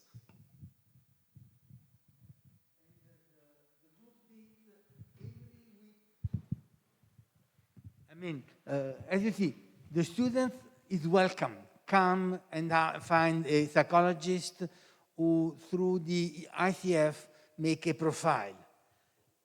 And then, before offering the project to the student, they meet with the interdisciplinary group composed by psychologists, psychotherapists, bioengineers, and pedagogists, and all the group prepare a project for the student. So they meet the student, and both the student and the delegate of director have to sign what is offered in order to help the student to say, we are offering this, but we have to do this. And there is a sort of discussion about this. And this is very, very important.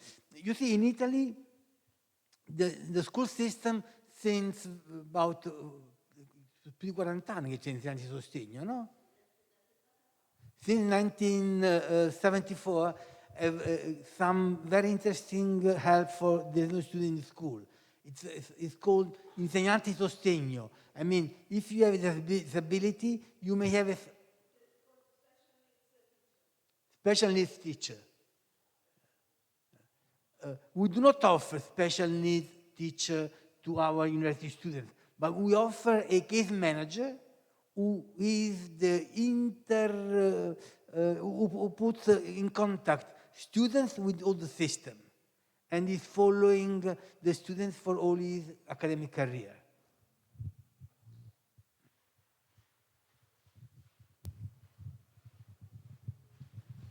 Any more questions? How has COVID-19 impacted the students with disabilities' ability to learn with the masks and online learning? How has that affected your students and their ability to learn in school?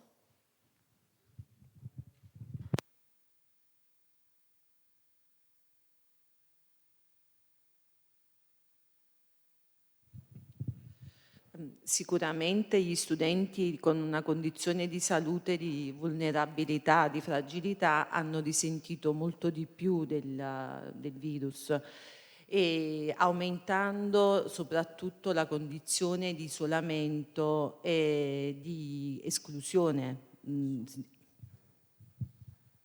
Students with disabilities and SLD surely had a huge impact from COVID-19, and the pandemics exacerbated the feelings of isolation of these students.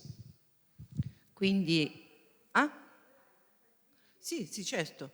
Quindi ha intensificato, diciamo, delle problematiche già esistenti, soprattutto negli studenti che hanno anche una problematica emotiva, depressiva, quindi è stato, diciamo, sicuramente sono aumentate le richieste perché hanno avuto la possibilità di accedere al counseling online. Pandemics exacerbated the depressive problems in students, and it is also testified by the fact that more and more students turn to the services to the online counseling services because of this. E sono stati necessari interventi prolungati proprio nella fase di lockdown. È stato molto importante seguirli a distanza per evitare l'abbandono universitario. Ci sono stati studenti che, perdendo il contatto con la realtà universitaria, i compagni, le aule studio, come dire, la relazione con i docenti, hanno rischiato di perdere proprio l'intero progetto universitario, cioè di voler abbandonare gli studi.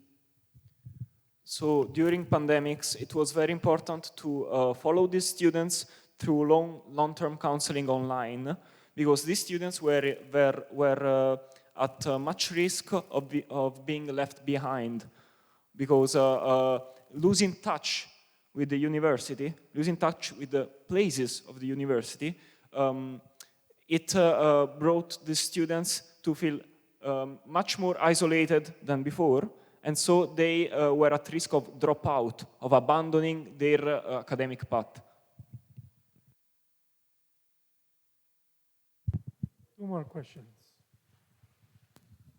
You mentioned some of the interdisciplinary people who roles. You mentioned psychotherapists, psychologists, and specialists, but you mentioned engineer. What do you mean by engineer?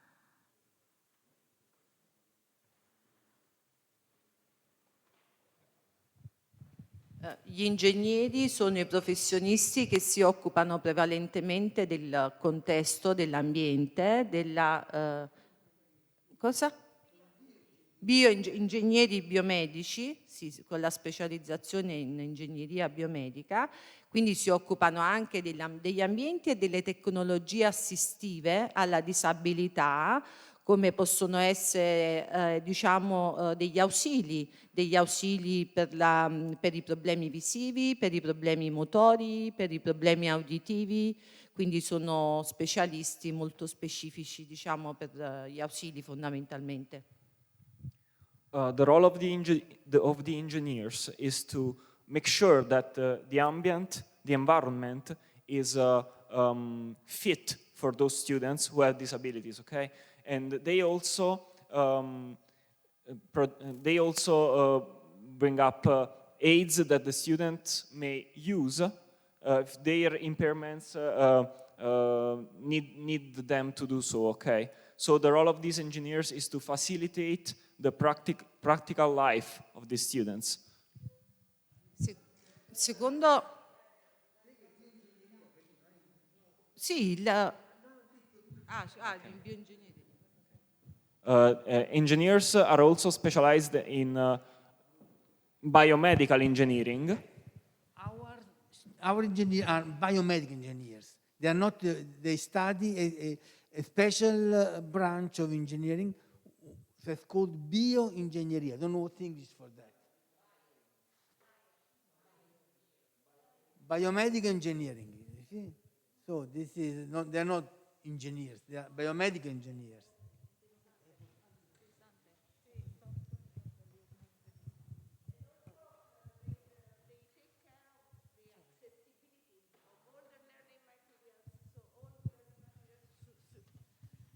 All learning materials should be accessible. So, for example, if you use a screen reader, the screen reader should work on this material so that we transform any kind of materials into accessible material.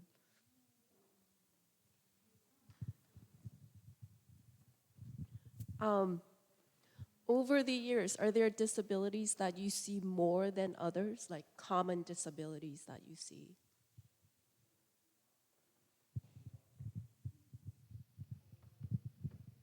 No, non ci sono, a parte le disabilità, quelle tradizionali, molto spesso, affrontiamo le disabilità croniche, quindi studenti con diabete, con sclerosi multipla, quelli sono molto più...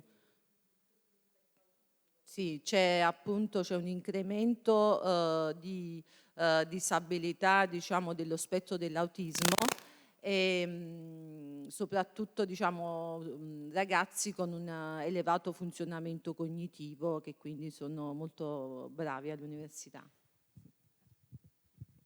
The issues that we encounter the most are the ones that concern chronic illnesses like diabetes or sclerosis, multiple sclerosis, but also there is a huge amount of students who suffer from autism, and so many of these students, they are highly functioning autism students, which means that even if they are autists, they excel. They are very good at university because of this.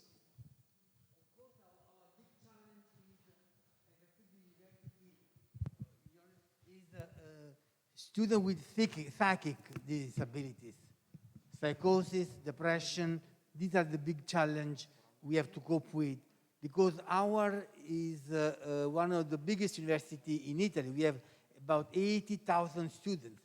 So you can imagine that the rate of students with mental disability, physical disability is very high, and that's a big challenge. And also, I think suicidal students. But I remember a student, Maddalena, followed, who committed suicide during the counseling, and those are really problematic.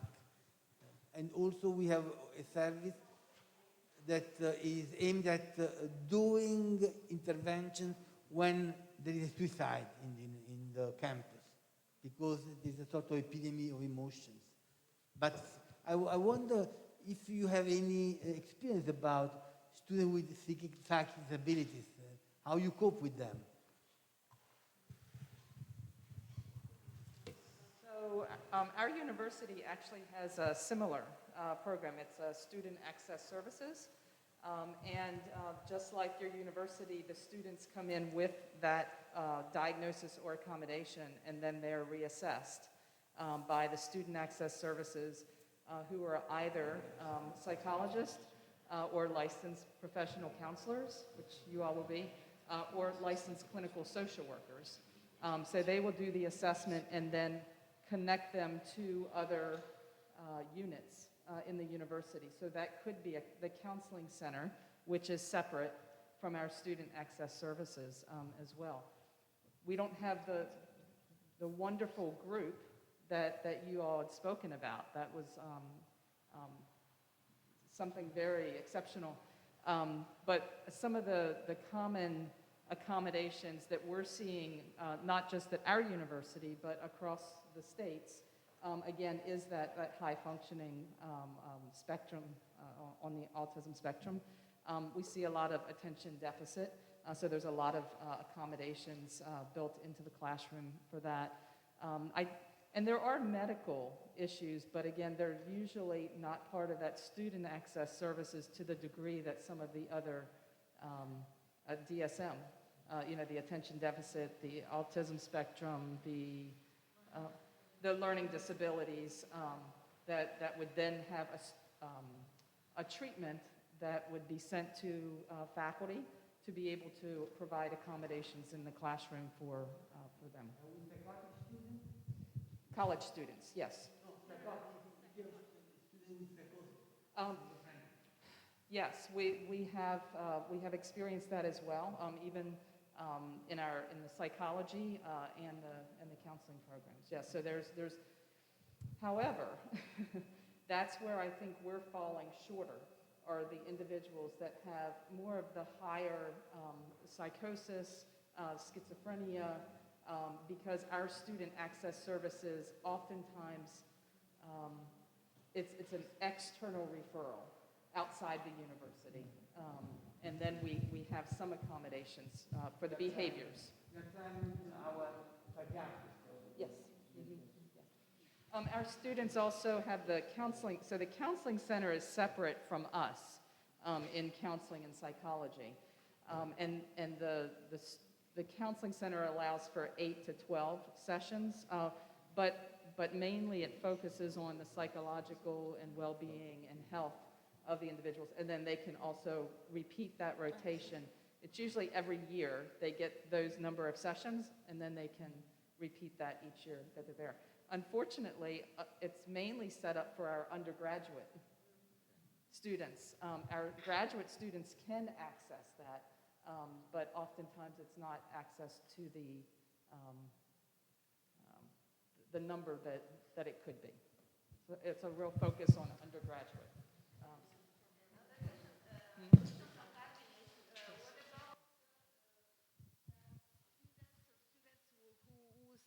Sign language. Do you have some specific? Yes, we've had actually a number of students in our program with a hearing difference. And depending on the student, and you talked about their story, right, that there's different accommodations that each of those students had made, whether it was a CART service, so the CART accommodation service, or the line of sight, so having 2 interpreters in the classroom. And then also we've had sight impaired students as well, and having to have accommodations for the type of classes that and technologies, engineers.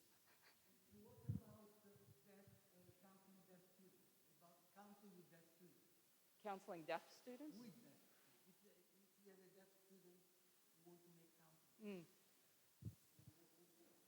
Yeah, so it's required under the federal law in the United States that we provide, that the university provides any type of accommodations. And so actually, years ago, we had, I think we have in the university maybe 22 hearing impaired students.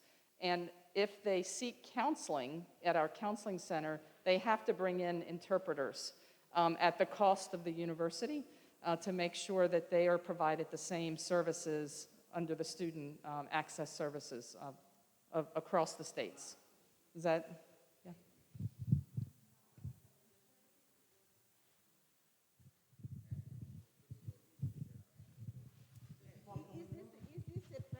Dice che ognuno si porta il suo interprete nel counseling.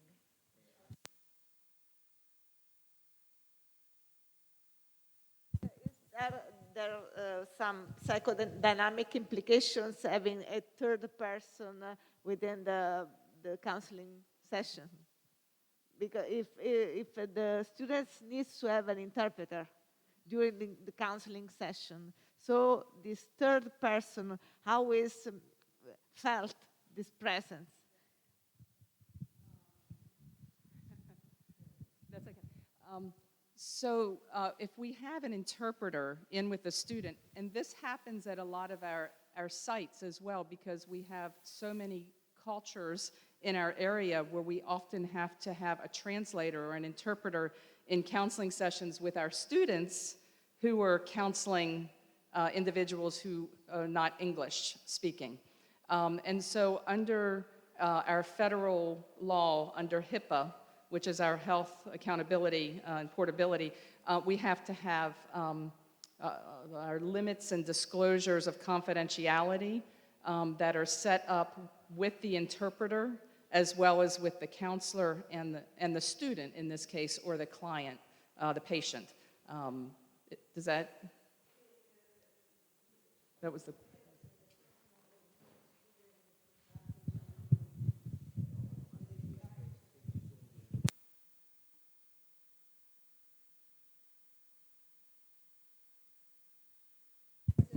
It's something like connected to the relationship, so with the emotional implications, the presence of the third person is...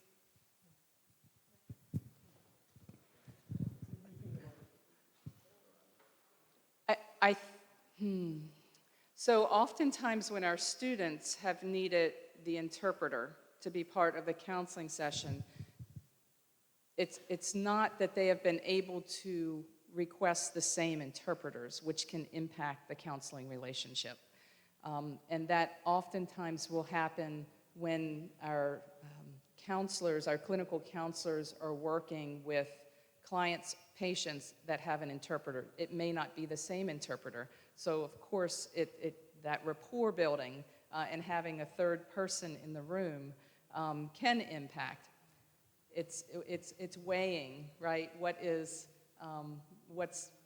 at least having counseling as opposed to not having that counseling.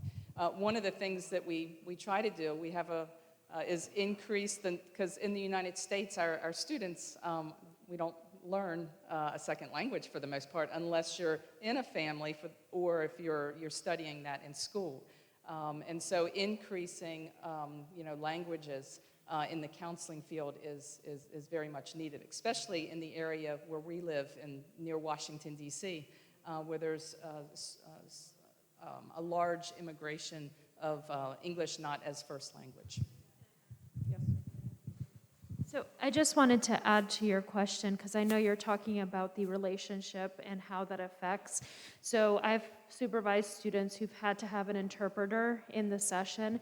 So one thing that I always emphasize, because I work with that population, is to make sure they're addressing the client, not the interpreter, because many students are not used to that experience, and so they look at the interpreter, talk to them, not their client. So I think that's one thing that we also emphasize in our training. You're talking to the client, you're just listening to the interpreter, but they're not part of the process. And that's the same with our students. So when our students want a line of sight interpreter, even the students who may be in class with someone with a hearing difference will be asked to address the question to the student and not to the interpreter. And that helps with that kind of community.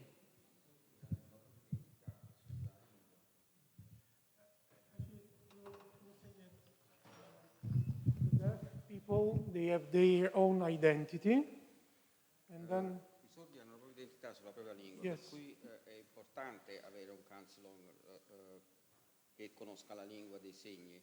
yes, so I would say that it's very important for them to have a counselor who already knows and is kind of belonging to the same community, let's say. Anche perché utilizzano una grammatica diversa. Yes, because Soggetto, oggetto e verbo. It's difficile. So it gets difficult and technical, but the meaning is that it is important not to have a kind of facilitator just translating. It's kind of expressing concepts through a different way, a grammatical way. Subject, object, and verb at the end. So, well,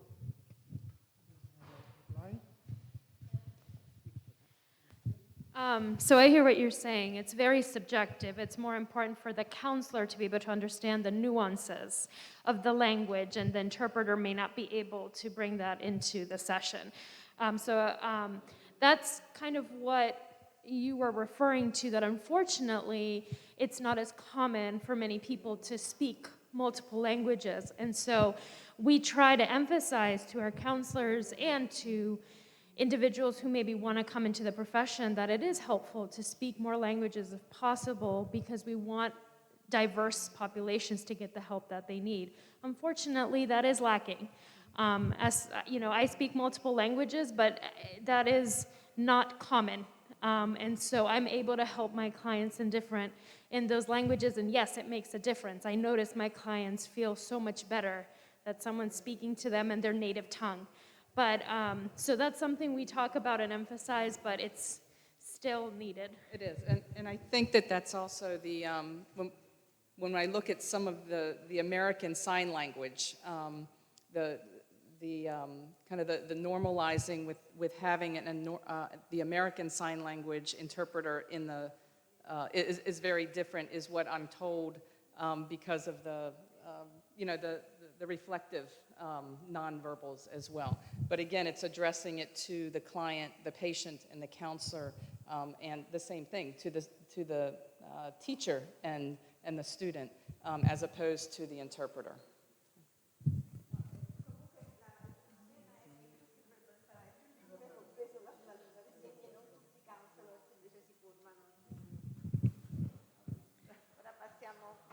We move to the other. If you have other questions?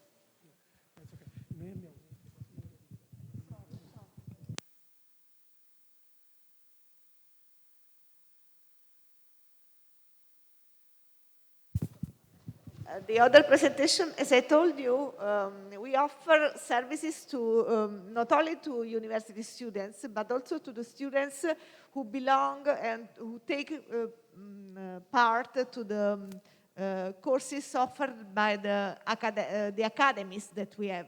In Naples, we have a series of academies connected to different firms, and one of the firms who is very much engaged with our university is the Apple Academy. So we have an agreement with the Apple Academy. We offer dedicated courses. So we offer services to the Apple Academy students and mentors. So Tiziana is the coordinator of the project, and Maria. Hello, everybody. So, as Professor Striano was saying, we work at the Apple Academy division from SInAPSi. And I'm Maria Gallizzo, I'm a psychologist. I'm Tiziana Liccardo. And she's the project manager of this work we do there. So, a little bit of context. We started 3 years ago now, because some mentors from the academy called Professor Striano, telling that something terrible happened because a student had committed suicide, and they, of course, felt awful about it. They didn't know what to do. They didn't know how to contain the emotions that were circulating into the Apple Academy. This was very bad, either for the students and for the mentors. So this collaboration started from a bad event, but it has been important to start this collaboration because it is a very intense experience for them and for us, and it's actually going very well. So this is a picture from the academy.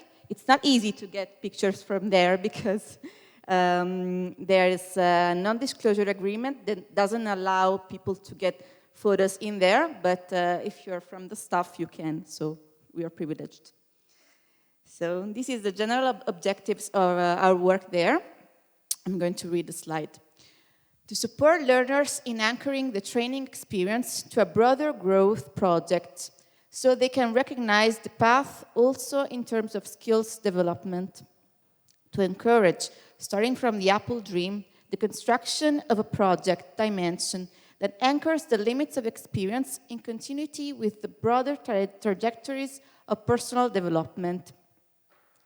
To support mentors' identification with their role by working on the use of mirroring elements in favor of acceptance and recognition of differences.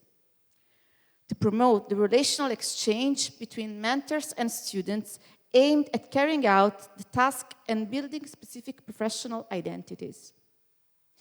So these are the services we offer at the Apple Academy as SInAPSi. So we work with mentors, and we have exploratory meetings with a new group of mentors, because it can change every year. And we have periodic meetings with the mentors. We have social dreaming meetings with the students. We have an intake space, and we also offer individual psychological consultation on request. Another picture. So, first, the intervention with mentors. It's a kind of group meeting where to offer a listening space to the mentors, a place in which to think, an opportunity to find and redefine one's motivation, monitor the emotional climate of the organization, share and express experiences. So the goals of this service are to provide a containment of emotions and thoughts related to the mentor's experience, to draw lines of continuity and discontinuity between one's experience and one's role in order to facilitate the process of personal and professional growth, to encourage a comparison and an exchange of views and perspectives aimed at managing the relationship with students, leaders, and other mentors. More pictures. In line with the activities At the Academy, the intervention with the students allowed to explore the behavior of the participants within the group. So this is to explain to you that we always work in groups at the Apple Academy because everything there is made in groups. Small groups, larger groups, groups of mentors, groups of students. So this group asset is an opportunity to learn from experience. And of course, we try to replicate this model, and we use the social-driven meetings to do something which is still in a group with students. Okay. Okay. The social-driven meetings aim to share thoughts and emotions related to the particular moment we are all experiencing. To achieve this goal, we use dream telling, and Dr. Liccardo leads this kind of experiences. So the primary task of social-driven meetings are: at the beginning of each matrix, the facilitator presents the primary task, which is to transform the thinking of the dream by free associating to the dreams offered in the matrix in order to find links and make connections and discover new thoughts. Each participant, after the start of our meeting, will be invited, if he or she wants, to tell one or more dreams. So, social dreaming focuses on the dream and not the dreamer, exploring the social or systemic meaning contained in dreams. Each dreamer can contribute with free associations to the dreams. In the next phase, called the Dream Reflection Group, participants reflect together on what their dreams are trying to tell us about the experience we are undertaking. So it's articulated in 3 meetings, and the first social dreaming meeting will allow students to reflect on the new project undertaken. We started yesterday our first cycle in our first meeting, actually. And so reflecting in the experience of their colleagues, they feel motivated to activate their resources to face the new experience in an optimal way. Moreover, also considering the fact that at the Academy they work in groups, it is necessary to support the delicate process of building a working group. So a second meeting of social dreaming is proposed on the occasion of the realization of the big idea, midway through the training course. This big idea is something the students have to build up to create an app. So it's a very important moment. It's a moment of particular emotional investment, and so it is necessary to propose a space for reflection and discussion on the dynamics that are activated between colleagues and on any difficulties that may characterize everyday life at the Academy, even in relation to the delicate and complex task assigned to them. The third and final session of social dreaming will take place at the end of the experience, which is in June. The aim of the session is to accompany the students at a further sensitive moment with which all participants are confronted, the conclusion. The conclusion, understood as the end of the experience and the separation not only from the context in which they have been immersed daily for about 9 months, but also from the course colleagues with whom they will have inevitably entered into a close relationship. So, next service we offer at SINAPSi is the intake space, which I called SINAPple, from the fusion SINAPSi-Apple. So the intake space is a moment for those who want to approach SINAPSi services. Once a week, an operator is present in a room in the Academy, whose door bears the SINAPSi logo, to receive requests from students and mentors. Often, the space is used to ask to start an individual consultation pathway, for which the operator fills in an entry form, gives information, and contacts useful to start. So here are some other pictures, and I wanted to read a small story about how we undertook this new service, this intake service, because it started this year, actually. So I wanted you to go more in deep in what we do there.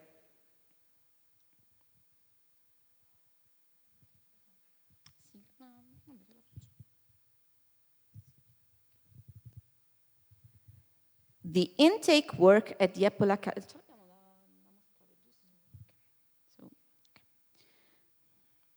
The intake work at the Apple Academy is a work in progress.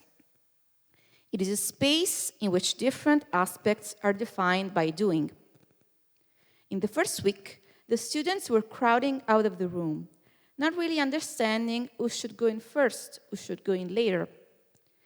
The second week saw a natural queuing up due to the smaller number of people. By the fourth week of work, SInAPSi's identity within the Apple Academy is becoming more and more defined, and so is the recognition by those who live there as a part of it, as it was that room in the house where they could go for help. The mediation of mentors has facilitated this recognition. The reminders about the opening of the space, the postings, the communications posted on the digital notice boards. The mentors are part of the staff who clamored for the start of SInAPSi services and the ferryman role of the intake space. It is striking how the room becomes a larger container. The curious, the needy, the uncertain, the students, the mentors, the young, the not so young. What is striking is that around 20 people entered the space over the course of 4 meetings, most of whom open up without difficulty to me about the adversities they were facing.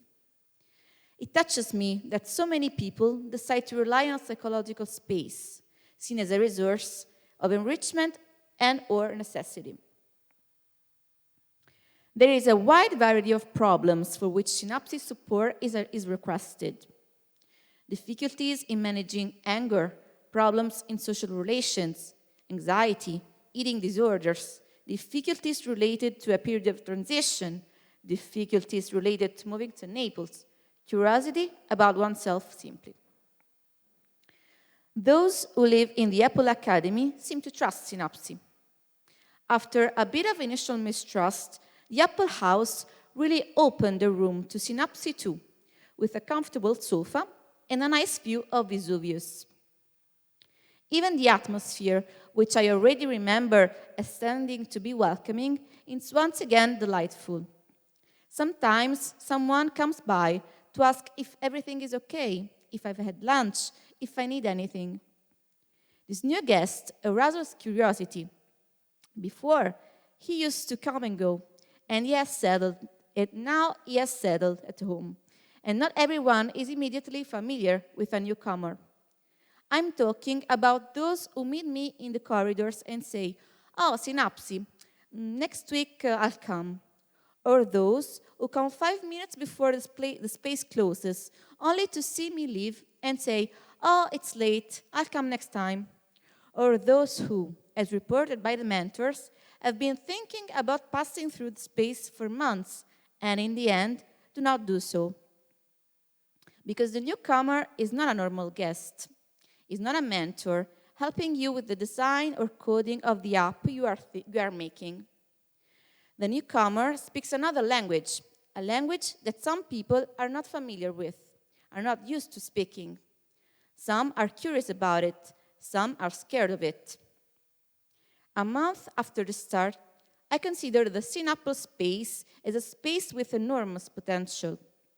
As well as being a moment for collecting requests, I hope that one day it will be transformed, or perhaps even split into 2 and create a sibling that will give a way to engage even those who are afraid, lowering the threshold to the point of transforming it.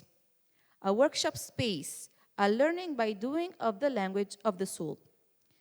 The Apple Academy has this power. It nourishes the creativity of those who live there. It does not take languages for granted. It explores them, transforms them, enriches them. Okay, go on with the presentation. This is the view of Vesuvius. And another part of the view. Okay, let's go on with the individual psychological consultation.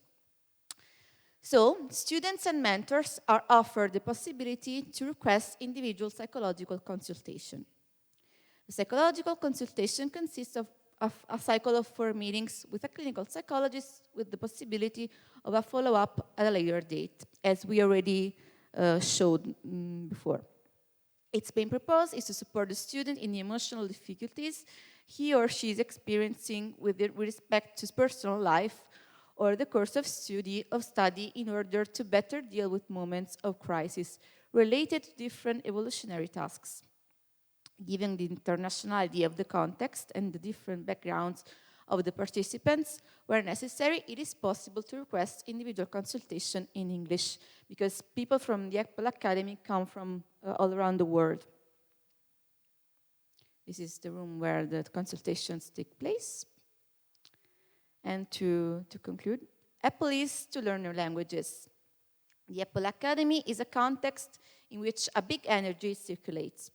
Young people with great dreams and ideas are involved, and the Academy fits this potential. The Academy environment helps to channel this energy by supporting in the learning of new languages such as coding, designing. As part of it, SINAPSi does the same. We support in the learning process of a better comprehension of oneself. End.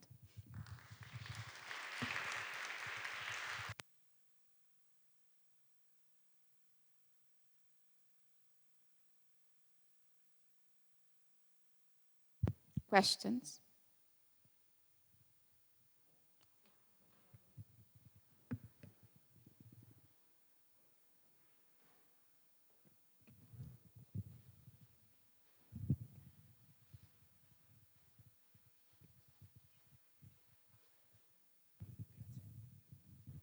I was just curious about with the mentors, what is the process? What does it take to become a mentor in the program?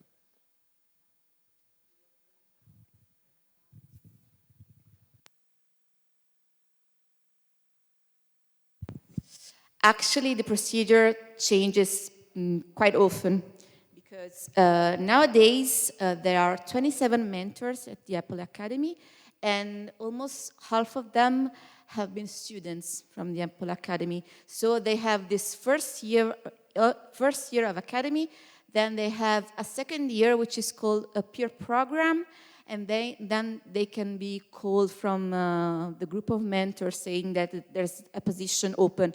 But this started this year because in the previous years the procedure was completely different, and it was even harder to get to access to this kind of jobs. And I don't know the specific procedures they used to use before. So we move to the other presentation, which is the final one. We speak about counseling services, activities in the final part of the university life. Thank you for joining this presentation and interesting insight this morning.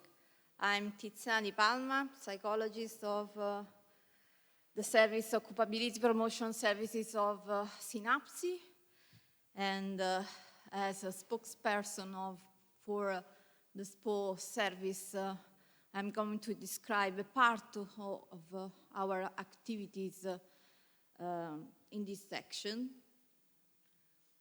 A part of the activities articulated in self-guidance aims to promote the career planning and to support the develop to agentivity resources, the mapping of soft skills.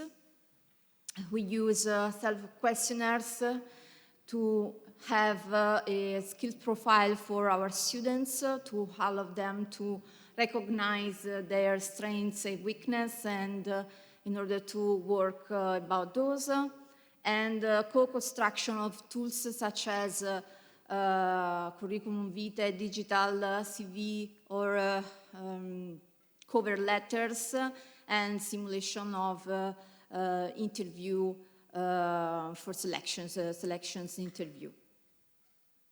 The services are proposed for graduates and final year undergraduates students. And the activities are proposed in several ways. Interactive workshops, they are articulated in 6 meetings, each which is focused on specific activities described above, or thematic activities in small group, for instance, focused on vocational interests or specific skills, and individual consultation. The theoretical framework of our activities are employability, means are the combination of human, personal, social capitals affected by context variables that allow people to place or replace in the job market. Hard and soft skill, as you know, when we speak about hard skills, we speak about technical, theoretical skills related to the academy part of the individuals, and soft skills more linked to personal qualities. The pedagogic of work in this field, we can mention several theoretical contributions with the same main goal, the development of full potential of individual and career development. As you know, one of the main tasks for adolescents and emerging adults is related to develop career and their vocational identity and personal identity. According to authors, to construct the self as a worker is a complex process that entails the whole life in a continuous organizing and understanding of personal experiences, wishes, interests, and career goals in order to integrate them in a coherent way. These constructions depend on several factors and on the interaction between personal characteristics and social and cultural context. The latter seems to influence the construction of the self in the world of work, and for this reason, it's largely recognized the importance to support the career construction processes. The theoretical framework for career counseling, in particular, is vocational identity development. As I said before, it's important to support career construction processes because of the challenges related to our postmodern society. Possible selves, a life design counseling. Possible selves, Marcus and Nurius are focused the concept of future-oriented contents of self.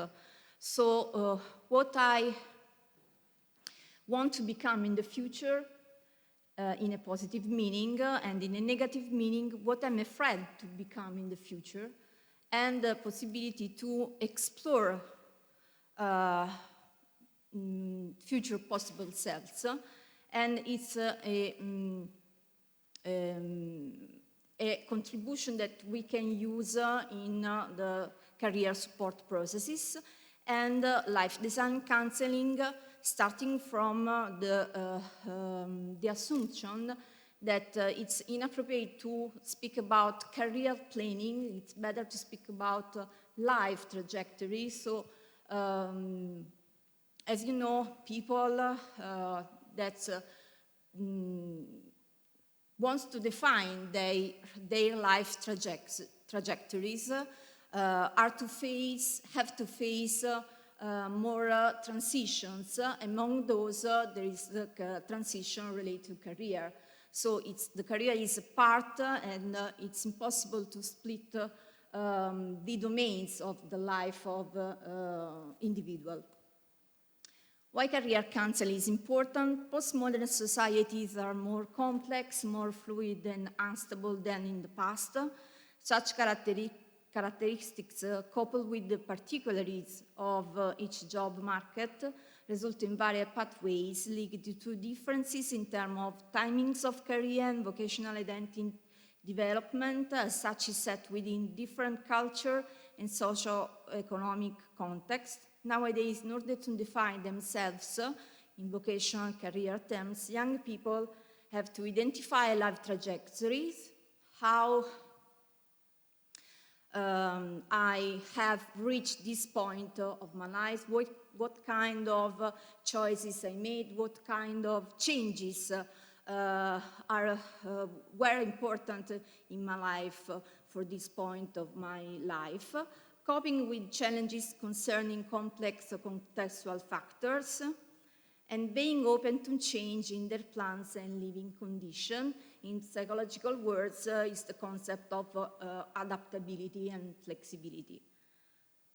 What we do. During both the interactive workshop and the individual consultation, a part is specifically dedicated to promote and support narrative construction of vocational identity, future-oriented processes through the possible selves elaboration, and to explore their link with vocational identity and career planning. How we do this.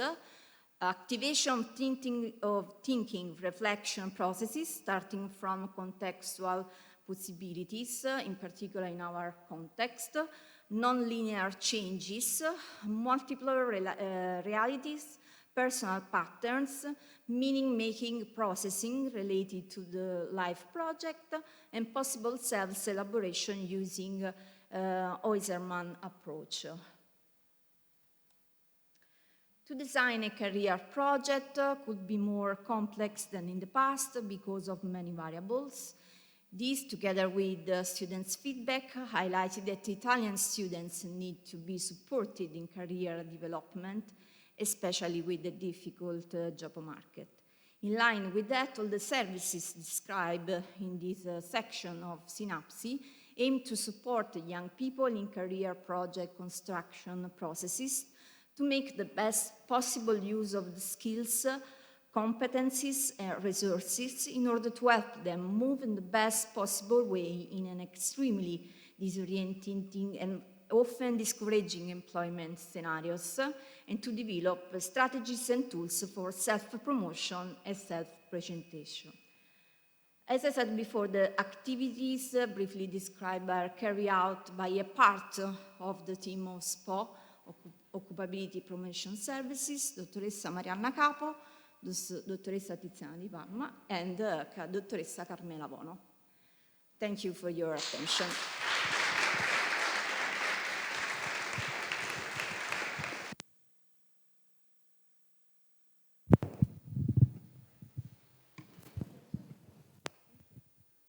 Is there a career office on campus? How do students access you? Sorry, can you take off your mask, please? Sorry. Is there a career office on campus for students to access you? There is a service that's a part of our section, in particular for students with disability. So you can have a service in order to match and to support them to try to place in the job market, but for specific students. Our activity, maybe we can do at the first stage, the previous stage. So we prepare our students in terms of skills and competencies, and to have a reflection of their qualities, to be prepared to try to find their place in the job market. So do they contact you directly, or you're saying it's like a class? Okay. Yeah.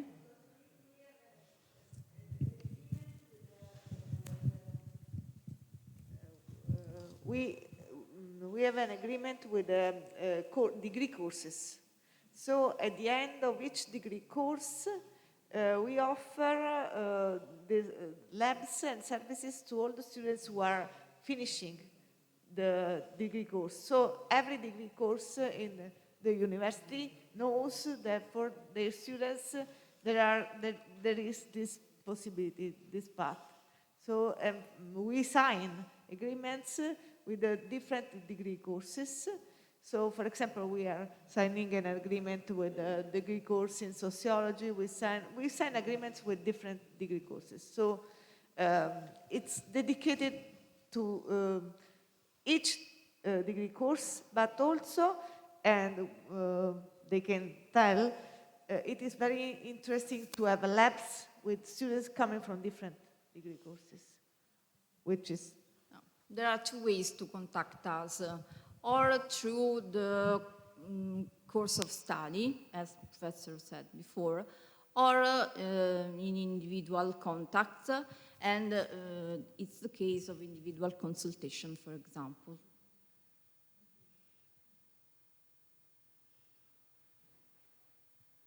Any other question?